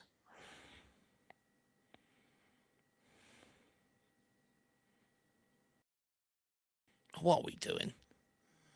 It better be a good ball. And it's the worst ball ever. We've left it to Jet Spence, arguably our worst crosser of the ball. Pedro Porro and Conor Gallagher pass up responsibility. The ball? Richie! Oh, what a save from Oblak. Why can't our keeper make saves like that? Oh, no. Oh, no. What a touch. Oh, no. We are being ripped apart here. They're in. Off the back of a big save from Oblak. And we're 5-1 down. From a goal opportunity there to being 5-1 down. Are you fucking kidding me, man? Oh, my God. Honestly, the header from Richarlison looked right at Oblak. It was a free header as well. It looked like it went straight at Oblak. We go from a sitter to conceding 5-1. And also, we used 3 of our players to kick a ball into the box. To cross a ball into the box, we required 3 players in order to do that. Pedro Porro, Conor Gallagher, and Jet Spence all hugged on the right-hand side. Why do we need 3 players just to cross in a ball? Like, look at us. 3 of our own players, all right there, just to cross in a ball. He's on site as well. Yeah, it's right at Oblak. It's right at Oblak. It's a free then header. Here, Jet's bench just gets caught in no man's land. Is that Jet's bench? It is. Yep. And you've got Porro trying to get back. Just doesn't have the pace to catch up with Alvarez. Oh, my God. It's right at Oblak. Richarlison, that's a free header right at Oblak. Free header as well.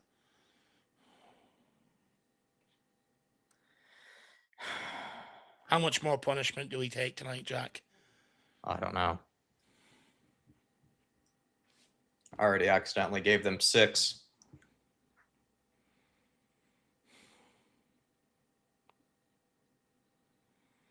We are Richie has to score that. I agree, Skunk. He's got Romero as well. Romero had that opportunity. Romero's was arguably harder, but both of them should have gone in the back of the net. Richarlison as well. I still can't get that image out of my head where I think it was Mickey Van de Ven won that header. Ball was bouncing to Richarlison. All he had to do was just lay it off to Kolomoani, and he slips and falls and then decides to still shoot it, and then it goes flying over the net. Anytime you vouch for a player, anytime that you call for one of these guys to step in, be the starter, they find a way to make it the best case for you not to start them the next game. Jed Spence.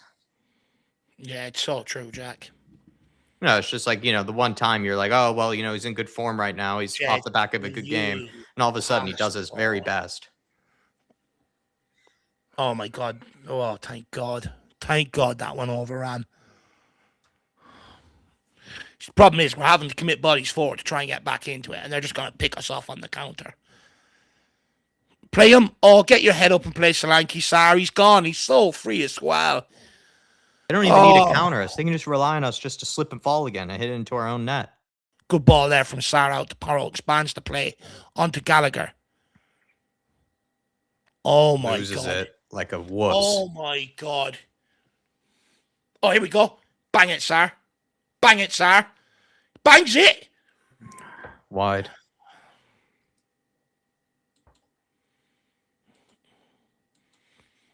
Conor Gallagher just looks like an overweight woman running around out there tonight.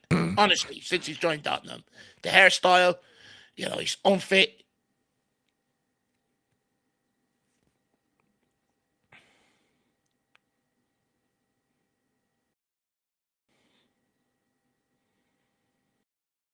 Spence, you are just running into trouble every time. Every time, Spence. When are you going to learn? Pass the fucking ball. You're not good enough to take on 3 players you don't know. I want so hard just to love one of you players. Just one. I just want to be able to love one of you. I've got so much love to give, and you were just pushing me away at every opportunity. Every single individual in this football club. Moondog saying, turned off, not watching any more this season. I'm kind of starting to feel that way, Moondog, to be honest. Yeah, I'm starting It's probably just the next slip and fall in a ridiculous situation. I think I will just end this stream. Yeah. I think I just need one more. I think I just need one more. It'll be the most minor of things. It'll be if I just see an image of another guy making a ham sandwich, I think I'm going to have to turn this off. We'll be throwing goals and someone will slip as they go. Might as well be making my own ham sandwich. Honestly, it's embarrassing that your man's sitting there making sandwiches. I wouldn't mind. He's got a knife, a board. He's probably got lettuce there as well. You know what I mean? It's a joke. How's he even allowed in the stadium with all that? Guy went to Lidl before the game today. Yeah. Spurs, we're not even allowed to bring flags into the stadium, and yet Atletico, they're allowed to bring in Iberico ham sandwiches. Richarlison, you fucking... Honestly, it looked like Subway opened up a fucking station there at that moment. Yeah, I mean, surely those weren't all for him. He was making one maybe for the Atletico players. Richarlison, though, has done his very best today to go from being pretty much in everyone's team sheet to now being back on the bench. Like, how is that possible, man? Like, everyone pretty much vouched for him to be starting these last couple of games. And tonight, even with shit like this... I mean, that's also equivalent to what Romero got a red card for, by the way, against Man United. Not saying it should be, but just, again, the inconsistency. That was a red card against Man United. That's pretty much the exact same challenge.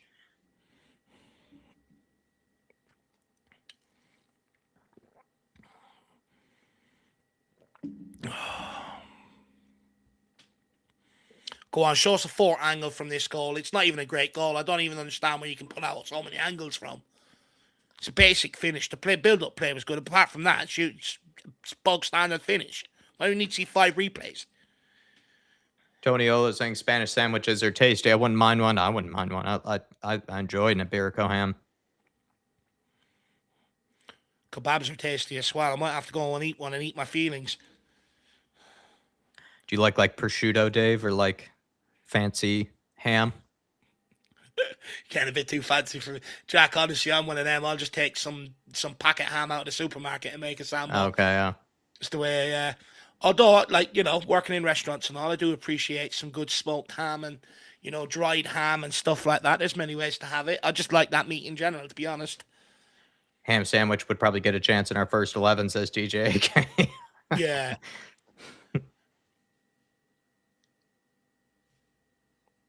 AK Shaq saying, please, producers, can we see the Kinski slip for another time? Yeah, exactly, man. How many times do they need to show that? You've got some cracking games going on tonight, and the sad reality is everyone's tuned in to watch Tottenham be a circus act.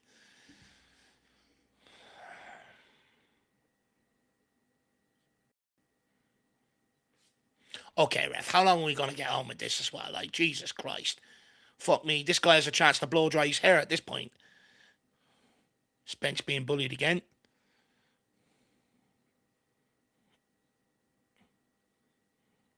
We need a doggy back so badly.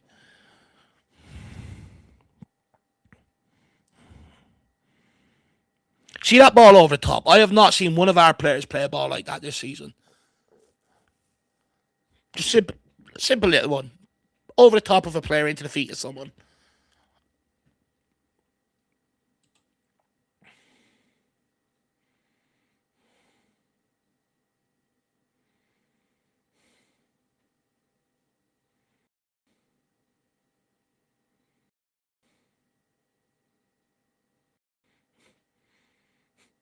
Yeah, someone is getting a haircut in the crowd now. Better be messing with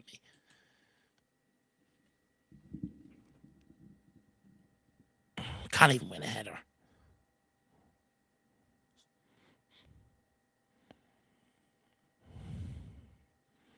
Spence, don't slip again.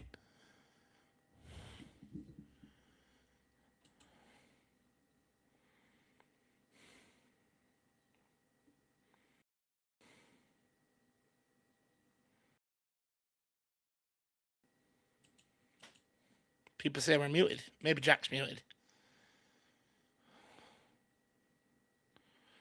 Van de Ven. Clip it in behind. Can Dom get there? Yeah, please hold it up, Dom. It's actually not a difficult one to get hold of. You just make it look difficult. People are saying Jack's muted. It's just more frustration for me. You guys didn't miss anything. Didn't miss anything. King Hod, we must be the most ridiculed club in world football currently. Oh, yeah, for sure. People are saying Jack's mic has quit. Don't blame it. My mic showed up more than they have tonight. It's lasted longer than they have. It lasted longer than they have. My mic lasted longer, 20 minutes. I'll tell you that. Long throw. Honestly, these long throws are just so ineffectual. I can't remember the last time we won the first header. Oh, we win this one? Oh my God, we still can't score. Man. We still can't score. Feet out. Honestly, this guy has cinder blocks for feet. He doesn't even have feet. He's just got cinder blocks. I mean, he must have changed boots with Colomani. Colomani had the cinder block boots. They must have traded. For fuck's sake, man. Just after Richarlison misses that, of all things, please, just put that away. Richarlison. Thing is, with that ball fired into him there, it was the only thing he could really do. Dom Solanke also has to sort of try and come across in front of his man. Every time. The dude loves the taste of grass. Maybe that's the missing ingredient for your man's sandwich. Man's a fucking cow, dude. He loves the fucking taste of grass, Richarlison. My mic lasted longer than Kinski.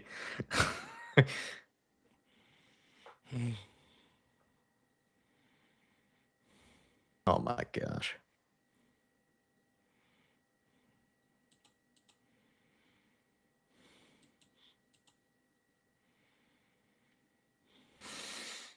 Win that. Oh, he can't even header it the right way. The guy is clueless. The guy is just so shit, Gallagher. He is atrocious. At least make an effort and challenge for it, bozo. Oh, please. He has to be one of the worst. Oh my God! Now he slipped. He has to be one, and he slipped because he's unfit. It's not. Please, boy. No way.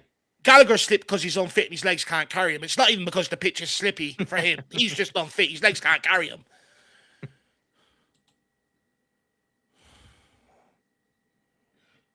He's won that.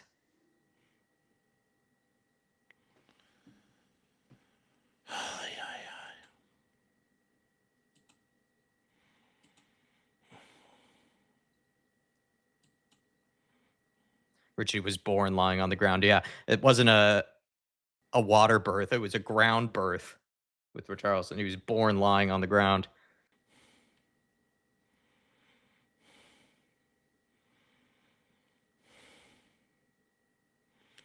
Tottenham have conceded 14 goals in Igor Tudor's 4 games in charge.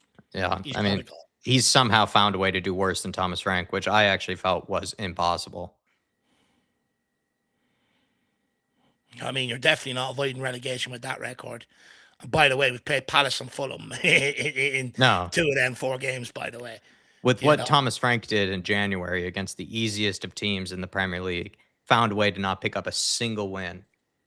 I don't know if Igor Tudor would have done any better by the looks of things. He's got to go. If anything, and I've made this joke behind scenes, I actually do think we should consider. I mean, I don't think he would do it because I think he prefers a more permanent job. I think we got to just get someone like Sean Dyche in for the rest of the season.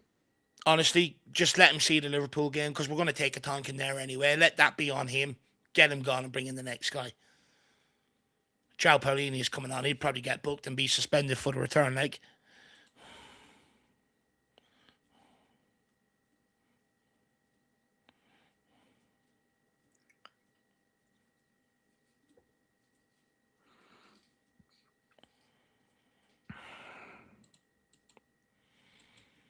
I just want to go back into hibernation until tomorrow at this point. Yep.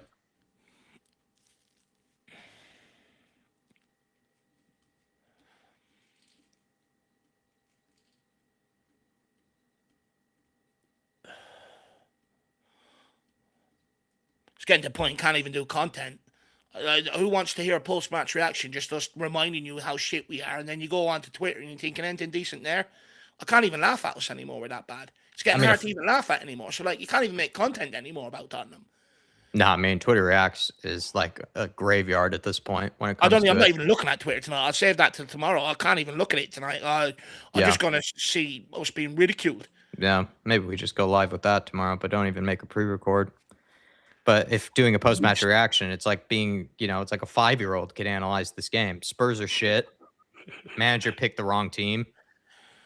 Guys can't even put on the right boots to get started with. I mean, a 5-year-old could do the post-match analysis for us. Yeah. Honestly, a 5-year-old would have done better than some of these players on the pitch tonight. Would have shown more about them. More heart, anyway. I mean, probably wouldn't have slipped. They already slipped naturally. Would have slipped less than these guys. I mean, these players tonight, have any of them ever even walked? They look like it's their first steps ever taking as an adult. Sar, beautiful ping. Pedro whips that in. Solanke! Oh, my God. Wrestling with Ruggeri. Can't sort his feet out. It's a good cross from Pedro there. Solanke's on the wrong side again. Yeah, that's the thing. He's wrestling with him, but he's got to find a way to get in front of him there. Just move. Just has to move. Yeah. He's too busy wrestling with the defender when he's just got to find a way to get on the defender's side. As soon as the ball's coming in, make your movement. Even make your movement to demand the ball coming into your area. Don't wait for the cross to come in and then react. You're playing together how long? You should have a good idea where he's going to cross the fucking ball. Oh, my God. Now Romero slipped, got away with it. Pedro. Gallagher finds a way to take 4 touches and take a 2-yard sideways pass. He simply just laid it off to Paulini there, putting him in trouble, going, well, I'd rather you be dispossessed than me. What a pussy. This is how shit Gallagher is that he was 4 feet away from him, Paulinho, and he needed to take 3 touches in order to pick his head up for a 4-foot pass that was right next to him. He couldn't have even played that first time. That's how shit Gallagher is. Tom Lowry, stay off all social media, protect your sanity. Yeah, we might have to just delete all accounts and just go into hibernation for a year or for a few months at least. Some of these people, it's like, how can I get as far away from these footballers as possible? So actually, some guy did do some research. There are some countries out there that don't have internet. So, he kindly got in contact with me on Twitter to let me know after I asked him after the last game against Palace. So I think, Jack, we might have to start moving. I know you've only recently moved, but you might have to pack up again. No internet. I'm sure there's a country out there with no electricity. There has to be. Even better. Instead of moving to another place in Seattle, I've settled on Burkina Faso. Honestly, I've settled on Somalia. better off up in the Himalayas at this point. Yeah. I'm going to move to Papua New Guinea. Somewhere where there's no electric, no internet. Yeah, I can't move to Iran. You're right. They got Starlink there. Too much internet over there. Far too much.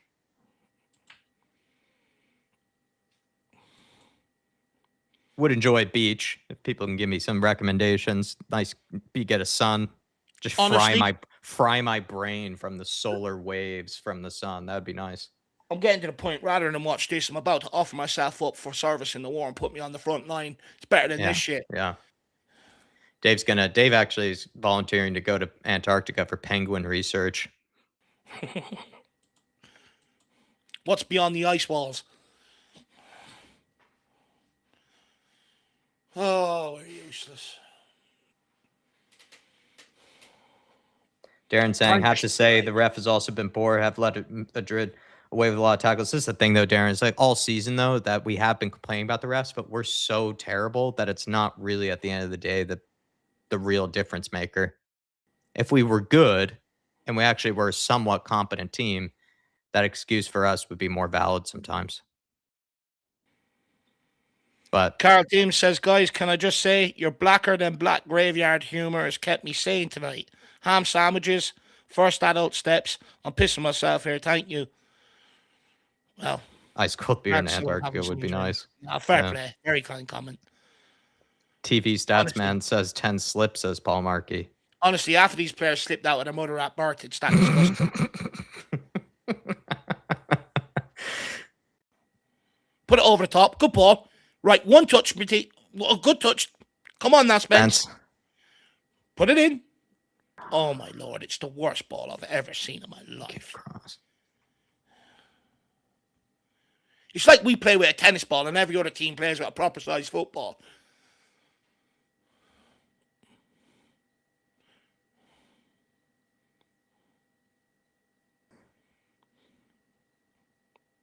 Yeah, lighthouse keeper. That's a good suggestion. Except Dave and I would be like the movie in the lighthouse. I'd actually find that a privilege. I like that sort of weather. I'd just stand out on the balcony with the rain and the gusts hitting me and the waves. I'd love it. Actually, but if we were forced to watch Spurs in the lighthouse, it would be like the Willem Dafoe movie with Robert Pattinson, where we would just be hallucinating and going crazy and end up killing each other. If Spurs were a lighthouse, we'd have no light and you'd just see boats hitting the rocks every day of the week. And then you go, your lighthouse, why isn't your light working? Were the captains of the ship. Guys, your lighthouse, why isn't your light working? Well, that went and it was too expensive to buy a bulb, so we were cranking up the machine just to get light, and our arms got tired. Yeah, we had multiple ships run by Anton Kinski, and he crashed them into the lighthouse. If Enoch owned the lighthouse, it'd be painted black so you couldn't see it. You know, light. Yeah, the light would be on mood lighting, not even enough to be able to see it. Powered. The light would be solar powered if Enoch owned solar powered in Antarctica with no light, 24 hours of darkness. In Alaskan. No first aid kit because we need to save the pennies. Yep. No armbands. Oh, 1 second. Please finish this. Thank God. 5-2. Come on. Let's get third now. Well done, Dom. It's amazing it's only 75 minutes. It's only been 75 minutes. It feels like it's been an eternity. Comeback's on. Honestly, it feels like we've been here 24 hours. Good finish. Good turnover. Like, again, we've had turnovers like this whole game. We've had turnovers like this, and we've barely made any use of them. We barely took advantage. Somebody, like, look at this turnover we've made here. We've at least won it in this area, in this situation, more than 3 times. Like 3-4 times we've won it in this exact situation, and we made nothing of it. Mostly because we would slip to the floor every time. All we need is 4 more. Come on, we can do this. Again, you pick up 1 more, you're only 2 down. How shit must you be when we scored on you? Yeah, especially 2. Play it over top.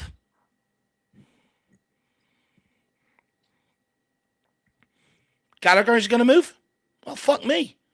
And he's... Oh, come on, Connor. Please. Oh, my Lord. Oh, my God, Conor Gallagher. He got out of breath. He couldn't hold Conor up the ball. Gallagher. He got too out of breath. Useless. No one in there, and he puts it in because he can't hold it up because he's out of breath. Leave him in Madrid. We'll pay the price. Just leave him in Madrid. Give him back for free.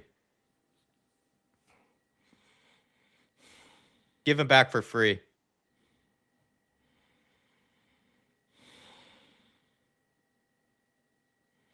Laren Deb, it's called sarcasm. Light humor. My anger was gone a long time ago. I'm just resorting to whatever gets me through the 90 minutes at this time. I might even come on with a clown wig, a red nose, and start juggling next week.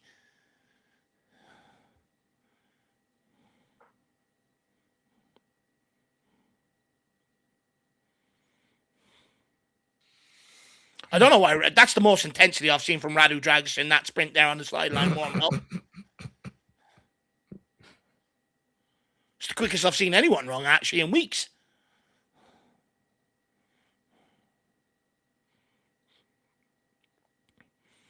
I tell you a good one, lad, right? When I was playing in the seniors at like 16, I buckled over. Oh, is he on? 1 second. Slips. Don't slip. Ah! Oh, Spence! Recycle it. Frank Falls dispense. Oh, Oh Lord. my God, Mickey Van de Ven actively sabotaging us this game. I'll tell you a good one, Jack, though, when I was playing football. There's a guy on the sideline, right? And the manager told him to go and warm up. So went and done all the warm up, the stretches, the runs, everything else, right? And he comes over, right, where am I going on? No, you're not. You just look cold. That's awesome. That's awesome. Oh, man, I was rolling around laughing. I was in stitches. I made an absolute buffoon of him. It was so funny. That was a good chance there to get a third, you know. Well done, Dom. He's come alive since he scored. Well done, Sar. Spence needs to take 4 touches. Well done, Spence. Done well. Earns a foul, though. Earns a foul, though, to be fair and being harsh.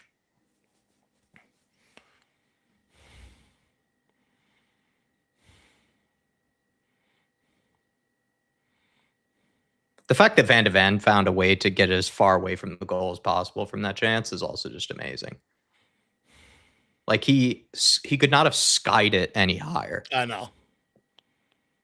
Oh, my Spence God. falls Another again. player. Spence falls again, man. Oh. Enoch must have got a fucking buy one, get one free on the passes to the fucking ski park today. To the water park. Or got cheap deals on the studs. Probably got them off Del Boy. It's like we're playing like toughest mudder, you know, where it's actually we're literally just slipping and falling in a mud pit. Honestly, they bought the boots off Del Boy and Rodney. It better be a mud pit that's just been dyed green. Because the way they're playing tonight is as if they are just playing in a mud pool. It's bad for the meat. There's only a clay pool. There's only one team slipping. It's us. Yeah. I haven't seen one of them players slip all night. Or go to ground that hasn't been intentional from them.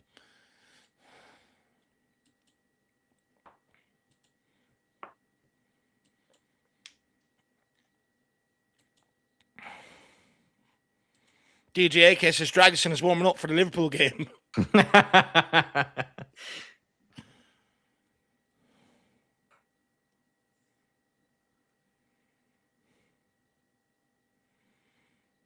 probably warming up for his agent, who's been trying to piss him off to Madrid, the whole time since he's moved to Spurs. So he's just doing a warm up so his agent can brag about him some more.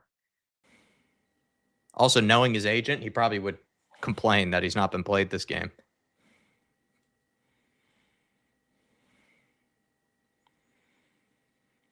Jake says, I'm telling you, there's baby oil mixed into the water for the grass. I was saying that earlier, man.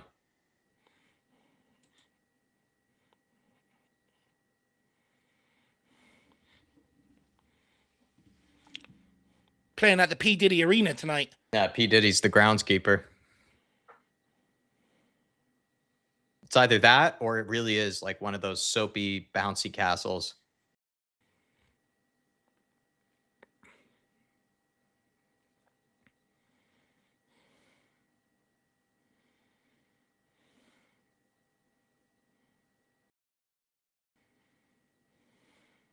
Diddy pull.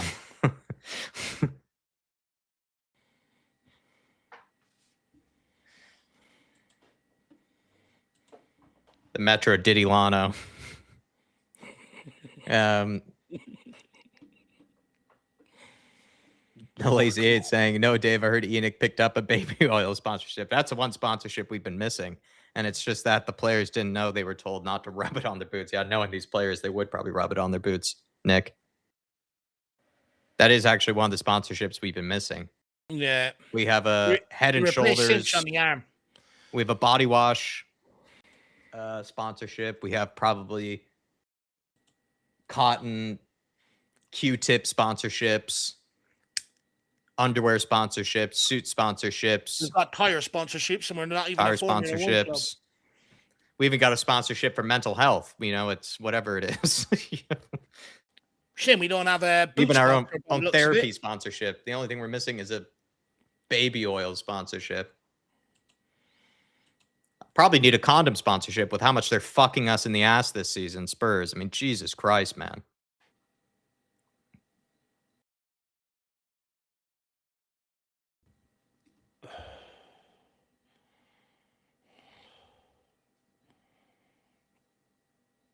I need a bleach sponsorship for my eyes watching this team.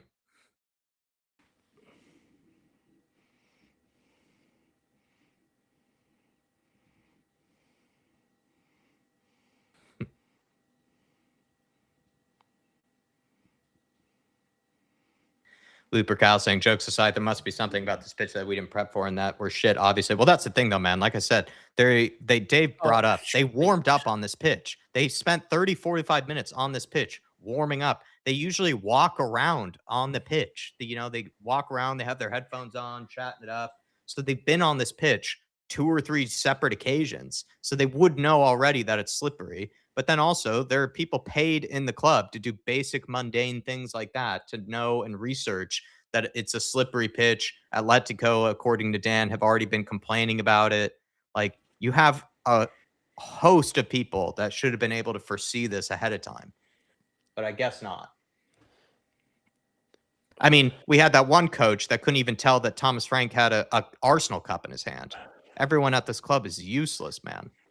Yeah, well, I mean, You can't even notice an Arsenal cup in the dressing room, let alone if the pitch is slippery. Honestly, it wouldn't surprise me if they were playing bingo for team bonding before the game rather than concentrating on what studs to what boots to put on. Well, they play Mario Kart.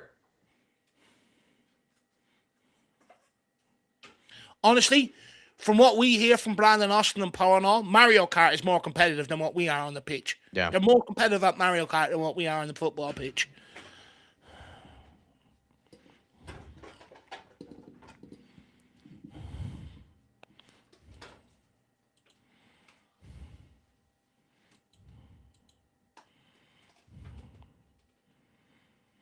Is that really a yellow card?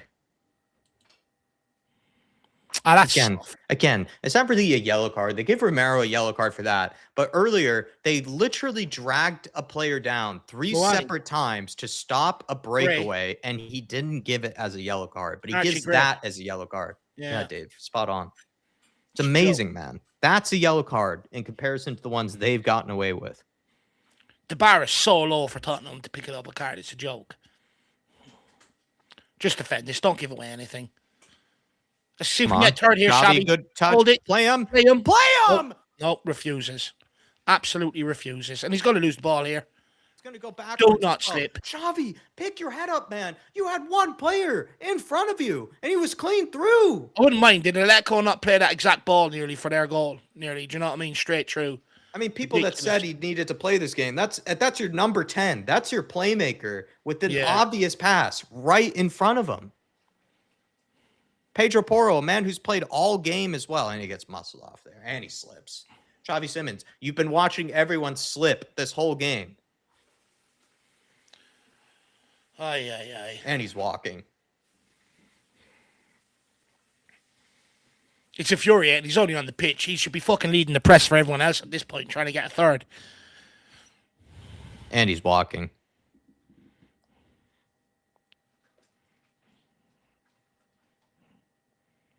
Well done, Romero. Great challenge on a yellow.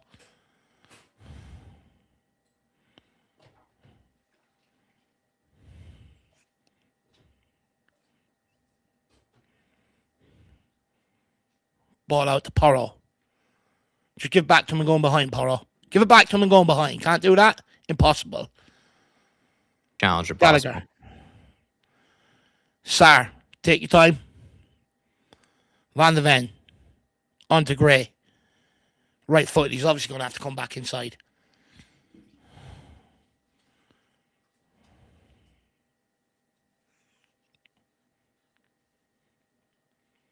Keep going, Gray. It's a corner.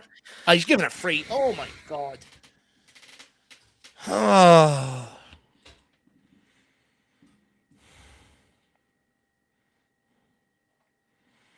Ange Ball, we definitely need some left-footed players in this squad. Absolutely spot on. We badly need Destiny Udogie back for sure. I mean, I didn't want to go off on this, but again, this is, I mean, how many things have we mentioned today? Just how terrible Johan Lange has been. He's brought in a left back that we needed 2 seasons ago to help Destiny Udogie. But the left back we brought in, Thomas Frank didn't have confidence in, Igor Tudor doesn't have confidence in. And the reason we don't have him in the squad is because of that. Oh, no. Oh, no. Referee, bail us out. Thank you. We brought in a left back that the manager didn't even want to play. And it was a position that we desperately needed seasons ago, was the backup left back or other left back to help out Destiny Udogie. Pedro Porro could be out with another injury here. Looks like he's pulled his hammy. He's definitely pulled something. There's not even contact on that. He's definitely pulled something, or it could be worse. I think he's. We never know. We see these players try to fight through the injury, and then it ends up being a lot worse. He'll soldier on, but he's grimacing.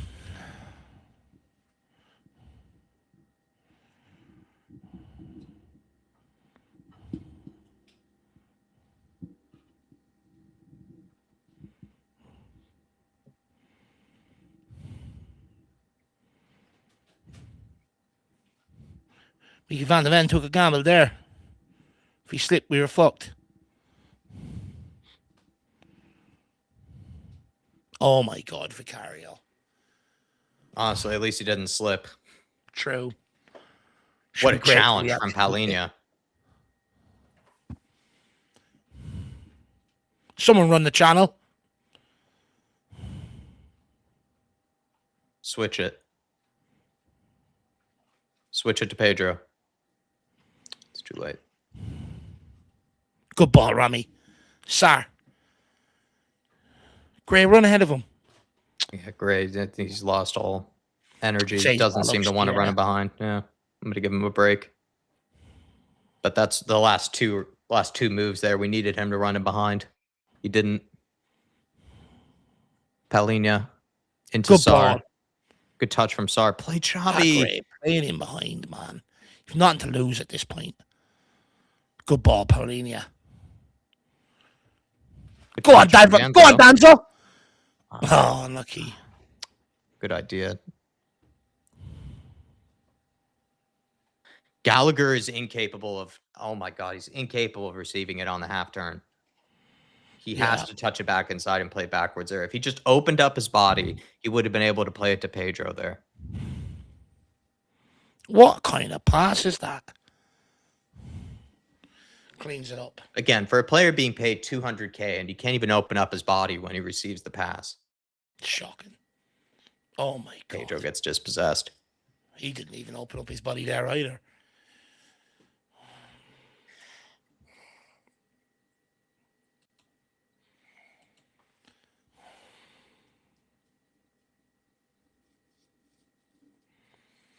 Tyler says at least Danzo has the balls to go forward. Honestly, in the last couple of moments, he's shown more bollocks than Gallagher, Xavi. You know, players that you expect to play forward.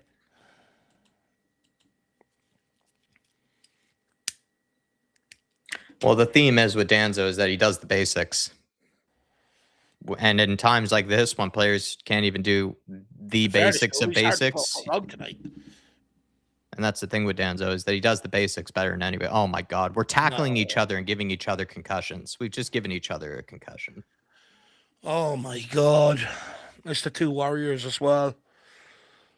We can't tackle an Atletico player, but we can tackle each other.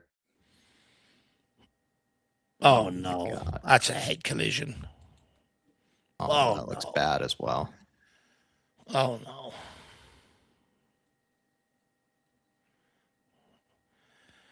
Tony Olo says Gallagher and Xavi hurt my eyes. With Xavi, I mean, it's a bit of a Florian Wirtz situation where it feels like there's a good player in there, but he's just not taking his chances or his opportunities, but then also maybe has been not given all the opportunities to succeed. But then at the same time, I would say for the reputation that he had coming into this club, he has needed to do a lot better. And I would say the frustrating bit with Xavi is that he's actually had a lot of games where I feel like he actually should have had a goal or two, and then he found a way to fluff them up. With Gallagher, honestly, might be one of the worst signings we've ever made. It feels like Lo Celso, Tanguy, and Ndombele level of waste in terms of money spent, and then on the wages. I think Tanguy and Ndombele, wasn't he also on $200K a week? Yeah. Feels that way with Gallagher right now. At least Tanguy and Ndombele, you knew that there was a player in there. Whereas with Gallagher, like, this guy can't even receive the ball in the half turn, can't play a pass forwards, can't press, can't tackle, can't win a second ball. It looks like Romero's knocked out Paulinho. Paulinho would be the sort of player. My K9 for Spurs, member for 25 months. League's more important. We can't afford to go down. Come on, you Spurs. Well, that's all we've got left to focus on now. Champions League dream is done. Paulinho looks in real trouble here.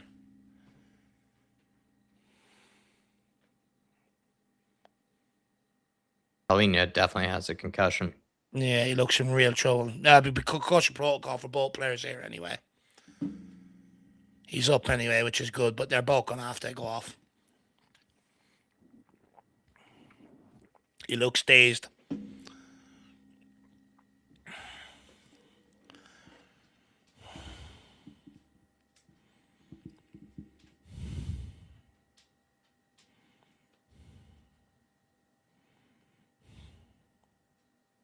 Oh, I don't want to see that again. Oh, that's sore. Just blow it up, ref.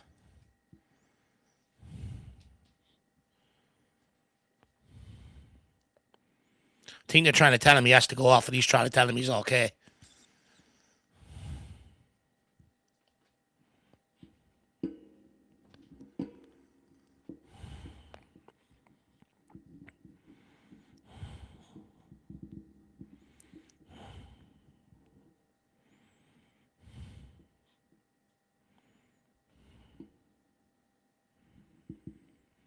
Are they going to allow Romero on, or are they going to tell him he has to go too?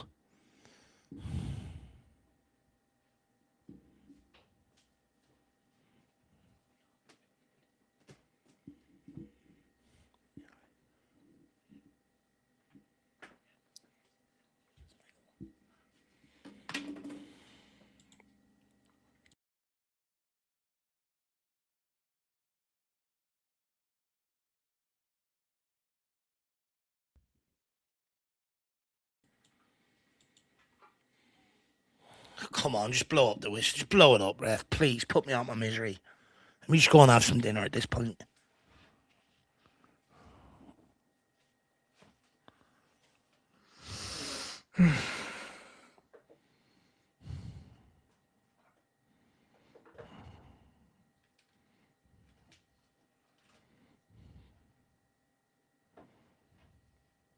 Tyler, I'm the same way. Why do they have to show Llorente and Griezmann just sucking off each other?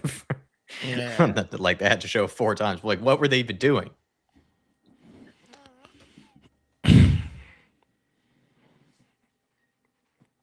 It's either show an Atletico player laughing or show Kinski's mistake.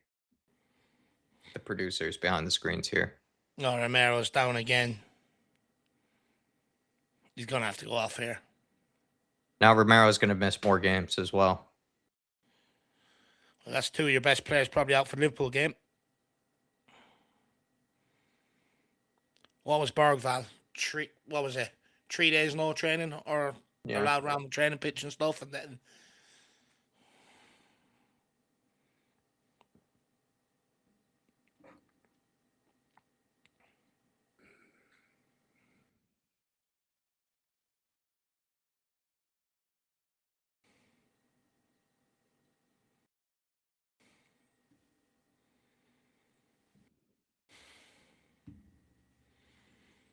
is it over? Thank fuck. Is it?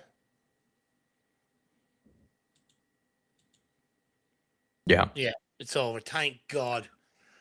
Thank God. Hell has ended. They've put me out my misery. Only 10 more games left of the season. 9 Premier League games, 1 more Champions League game to endure and try and stomach. Yeah. I mean, it's not even football we're watching at this point. It's not even sport. Fun has stopped. We're a club in a real mess. Every time we take the pitch now, we're just being embarrassed. Absolutely embarrassed. And it's getting to the point now, you can't even moan at referees. It's just starting to become self-inflicted. Van de Ven sending off against Palace when we're 1-0 up. You know, you look at today, the slip, goal, Kinski in goal. I mean, we're just beating ourselves now. We are absolutely done this season. It's over. It's finished. Our only hope is that the other teams in the Premier League don't pick up any more points. I'm hoping that Sensio's out for the rest of the season for West Ham. They struggle now without him because we are absolutely fucked. You talk about pride, heart, passion, bit of hunger, trying to put things right. None of that. All it takes is the one littlest mistake by any player at this point, and we absolutely crumble. And everyone's taking their in turns doing it as well. We're an embarrassment, and players are an embarrassment to this football club. Igor Tudor is fucking well out of his depth as well. Some of the substitutions, bizarre. This 3 at the back nonsense is not fucking working at all. 14 goals, is it? Or 15 goals over 4 games. We're leaking goals left, right, and centre. We haven't exactly increased our output up the other end either. I don't even know where to go from here, to be honest with you, Jack. I just want to go and have dinner at this point and just suffer in silence. It's just, I don't even know what to say anymore, just without repeating all the same shit that everyone already knows about this club anyway. We are useless. We are like an under 12 side on the pitch. Even they would be more competent.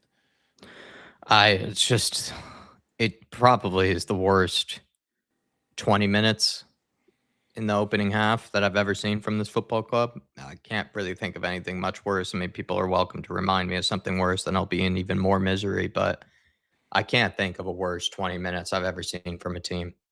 Going into a game probably as well with no real, I don't think really there was that much pressure. Yet, yes, it's a Champions League night. Yes, it's a big occasion, but everything should be focused on the Premier League anyways.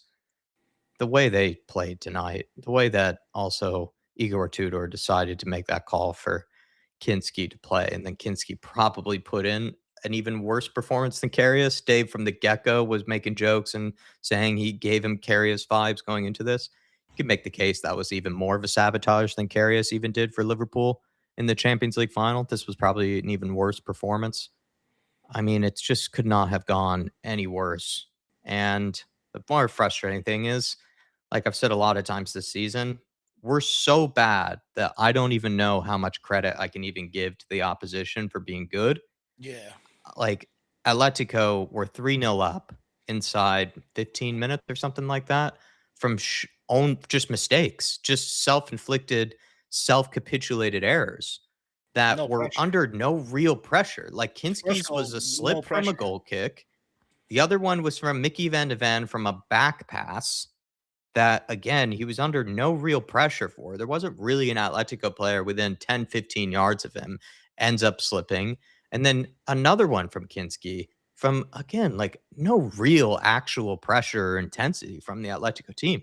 You're 3-0 down inside 15 minutes just from basically scoring on yourself. I don't think I've ever seen a team capitulate and be that self-inflicted, that self-harming to their own team and their chances of getting something from a game that quickly and that often, all inside a 15-minute, 20-minute part of the first half. I just don't even know how to dissect that because let's say your team doesn't do that, doesn't end up doing that 3 times. Who's to know how this game goes from there? Like, not saying we win, not saying even that we even get a draw, but I don't think we would lost 5-2 to this Atletico team. Like, I like 4 of the goals. Even people are making the case, SARS flick on header clearance that goes straight at Vicario. Vicario, some people are saying Vicario needed to do better. Some people saying he didn't do better. You can make the case the 4th goal they scored too was kind of self-inflicted as well.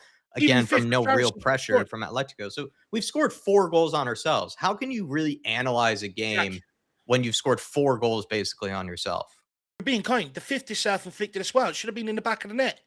We saved from the goalkeeper and ended up straight in the back of our net, and we've got one player sitting back. That's right. No, you're right. So I don't even know what to say, like, with Atletico. Like, let's say just a halfway competent Championship League One side played tonight. I would guarantee they wouldn't score 5 goals on themselves. Like, they probably would have kept it within 2 or 3 goals to this Atletico team. Like, Atletico just did nothing to me special that I mean, I'm not trying to disrespect them or anything, but I'm just saying, like, I don't know how to analyze this game and just say, you know what, they're way better than us. They're the team that deserves to go, this far into the competition. This is a real quality outfit. Like, I can't make that case because we're just so terrible that we've now started scoring on ourselves. Before, we were terrible, and then we just eventually would just get cut open, and a team would just eventually just unlock us and score a pretty easy goal. We're so bad now that now we're scoring on ourselves. That's how bad we've become. Beating ourselves now. Yeah. We're beating ourselves now. So I don't even know what to make of that. I don't know how I even analyze that. You can't. Look, it was just poor, piss poor. I think the last time, I know people say, I've never seen a 22 minutes like that before. We have. It was against Newcastle, and I think we've had one against Liverpool in previous years as well. So we have seen these sort of capitulations before. But it all started with that big call around the goalkeeper. Well, actually, the big call around the goalkeeper. I'm not being funny, but I said it before the game. If you want to test Kinski, you test him at Palace at home. Big call testing him away in the Champions League. And I understand that Tudor has to try things. But if you try things and you get it massively wrong and you got the judgment and you got the call wrong, it leaves you open for scrutiny. It leaves your position open, in terms of being sacked. Then you look at it. It was pissing rain down out there tonight. Probably had something to do with the players slipping. I didn't see Atletico players slipping all over the shop. Just seeing one team do it. That's us. And the reason why we're doing it is because we're already nervous. People's legs are buckling under the pressure, under the nerves, the weight of expectancy from the Tottenham fans. They're absolutely crumbling underneath it. We beat ourselves here today. All 5 goals were avoidable. All 5 of them. I'm not even going to run back through them. Jackson broke them down absolutely brilliantly. But all 5 goals were avoidable today. Couple of goals. We were 1-0 up against Crystal Palace, sending off mistakes. Yeah. Fulham. Good point. Arsenal. Dragusin giving away goals and stuff like that. We're just beating ourselves on the football pitch right now. Our last hope was, Tudor coming in, seeing a manager bounce, seeing these players bounce back. We haven't seen it. To the point where you almost have to discuss tomorrow. Spurs need to go again. You need to take a gamble again. Look, we all know by now, given the evidence, players is a huge problem. It's a weak dressing room. There's no leaders amongst them. There's no one that really wants to stand up and fight. They're all probably already on the phone to their agents, instructing them to look out for moves ahead of the summer and get out of here, get out of this mess. But, at the end of the day, you got to try something. You can't just stick with what's not working. And the only thing you can try now when the window's closed and everything else, you can't exact change. You just bring in another manager. See if his ideas can spark something or get something out of them. It's all we've got left. Tudor, he called the players out after Fulham. Thought, well, that's strange. That's usually a manager's last resort. Massive changes today. He hasn't got many. He hasn't got long left here at Tottenham, and it's just getting worse. What's that? 14 goals now in his first 4 games. We're worse defensively. Not much better going forward. We're shambles. We're an absolute shambles. We're beating ourselves. And the sad thing is, even bringing in another manager, probably still see the same shit. No one has been able to come in and exact change at this football club. Absolutely nobody. Today was the death of Tottenham. It was the death of Tottenham Hotspur. We have been buried that today. way. Absolutely buried. Yeah, it did feel like the death of Spurs. It felt like the death of the season. It felt like the season's done now. Yeah, I in a free hit game as well. I don't know what else we can add, everybody. I mean, it's. I think we should honestly just let Dave just We'll all just ease his regather brain, ourselves. and like I would maybe just end off by saying, I think Igor Tudor does have to go. I don't think he's somehow, like I said, like with Thomas Frank needed to go in October, November in order for us to save this season somehow by just not getting relegated and putting ourselves in this situation. But I did make the case. I don't know how someone could do worse than what Thomas Frank was doing. I guess we have, to Johan Lange and Vinay's credit, we have found a person that could in fact do worse than Thomas Frank has been doing, in Igor Tudor. I didn't know it was possible to do worse than Thomas Frank. It seems like we have been.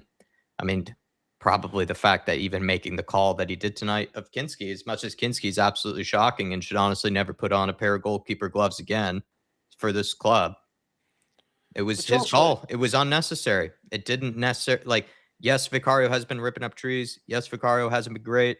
He's not punching the ball into his own net. He's not slipping him. Like, Vicario at least clears it. He doesn't clear it very far. He doesn't clear it very well. But he doesn't slip and fall on his ass 2 times and gives up a goal from it. Like, we haven't seen him do that this season. I mean, the standard was so low for Kinski to be able to get above. And Kinski somehow did even worse. Like, he had nothing to lose even, really. Like, to be honest, don't get me wrong. I think you have to hold him accountable. He's on the football pitch. He didn't say no to Tottenham. He didn't say no to the glamorous money that we offered him compared to what he was getting in the Czech League. And, he'd be the very first one sitting there waiting for his opportunity with a chance to impress. So, but I do feel sorry for him in that regard. Why are we bringing in players that just aren't cut out for this level? Yeah. Why? Shouldn't be here. He shouldn't be here. The fact we cleared Josh Keeley out for that is embarrassing. Absolutely fucking embarrassing. Yeah. I mean, as much as I'm angry at Kinski for the mistakes, I almost actually feel sorry for him. He shouldn't be here. Yeah, when you know he's just shit, you do kind of maybe then just feel bad for them in that case. It's just so many things, but I think we'll end it there. I mean, the only thing I can add is Dermot's in here. What I was going to say is a few times now, like, I just thought of all the calamities of mistakes that Johan Lange has somehow put us in. Like, he made that decision around Kinski, made that decision around the left back signing. We needed a left back tonight. Brought in someone like Souza that neither coach had any confidence in, hence why he's not in the Champions League squad. Brought in someone like Conor Gallagher, absolutely useless player on 200K a week, and apparently as well might not actually have a relegation clause in his contract, so could end up being paid 200K a week while we're in the championship. Brought in Xavi Simons, who now the new manager doesn't have any confidence in, and to be honest, didn't look any good when it came on as well. Just so many times I've been thinking of the decisions that this director of football has made, not excusing at all the ownership, not excusing at all Vinay, not excusing at all Levy or anybody, but so many times I've thought of just the decisions around this team, and when we have been slipping down this path for a while now, and somehow it was just made exponentially worse by every decision that Lange has made. The guy honestly needs to be sent to The Hague. Dermatron with a super chat saying, "I'm done. We are done. He's an effing clown. 44 years. I'm done with Spurs. If we went down, we get what we sowed," I think is what he's saying. Rest in peace, Tottenham. 1882 to 2026. Yeah. I don't know what to say, Dermatron. This did feel like the death of Spurs, man. It did feel like the death of this club tonight. Well, look, I think ENIC have really killed off this club. And what's sad is, to a degree, they built it into the astronaut it did. But very quickly, you know, they've absolutely killed it off as well, you know, and they're leaving it in a worse state than when they found the football club in that regard, especially on the football pitch anyway. I don't even know what to say to Spurs fans anymore. You know, look, we'll get the same rhetoric heading next game. Show up. We need you. We need your support. Seriously. For what? We keep seeing the same bollocks. We keep seeing the same bollocks. How about we need you to turn up? We need you to do your jobs internally. How about that? Focus on yourselves. Stop worrying about everyone outside. Stop worrying about the noise outside and focus on your fucking selves. I mean, Fabrizio Romano's just posted Tottenham have lost 6 consecutive games for the first time ever, and also 4 defeats in 4 games for Igor Tudor. Worst start for a Spurs manager in history. We're just breaking records at this point. We are an absolute disgrace. End the stream, Jack. Lastly, every one of you that have come in to endure the pain with us, Spurs fans, really appreciate you guys because you really do help us drag us through this shit that we're watching. I don't even know if we're watching football anymore. May as well be watching cricket, rugby, UFC, WWE, depending on whether it's Europe or Premier League and who the referee is and shit like that. We're just an absolute disgrace. But thank you to all you die-hard Spurs fans who continue to show up, you know, continue to do what we're asked to do. So thank you, everybody. I just need some time to honestly, I thought I had enough time over the weekend to sort of regather myself, but it's just getting worse and worse and worse. I just need dinner, come back, refocus tomorrow. But hopefully, also, Tudor needs to go. We have to make a change now. Have to.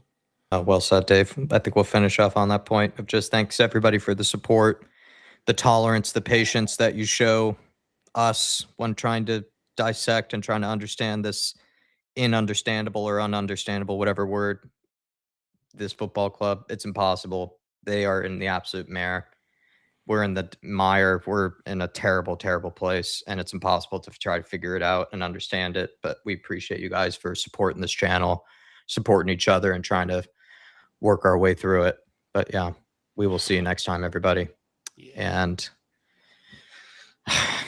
yeah, I don't know what to say anymore, everybody. This has absolutely ruined us. See you next time. See you soon, everyone.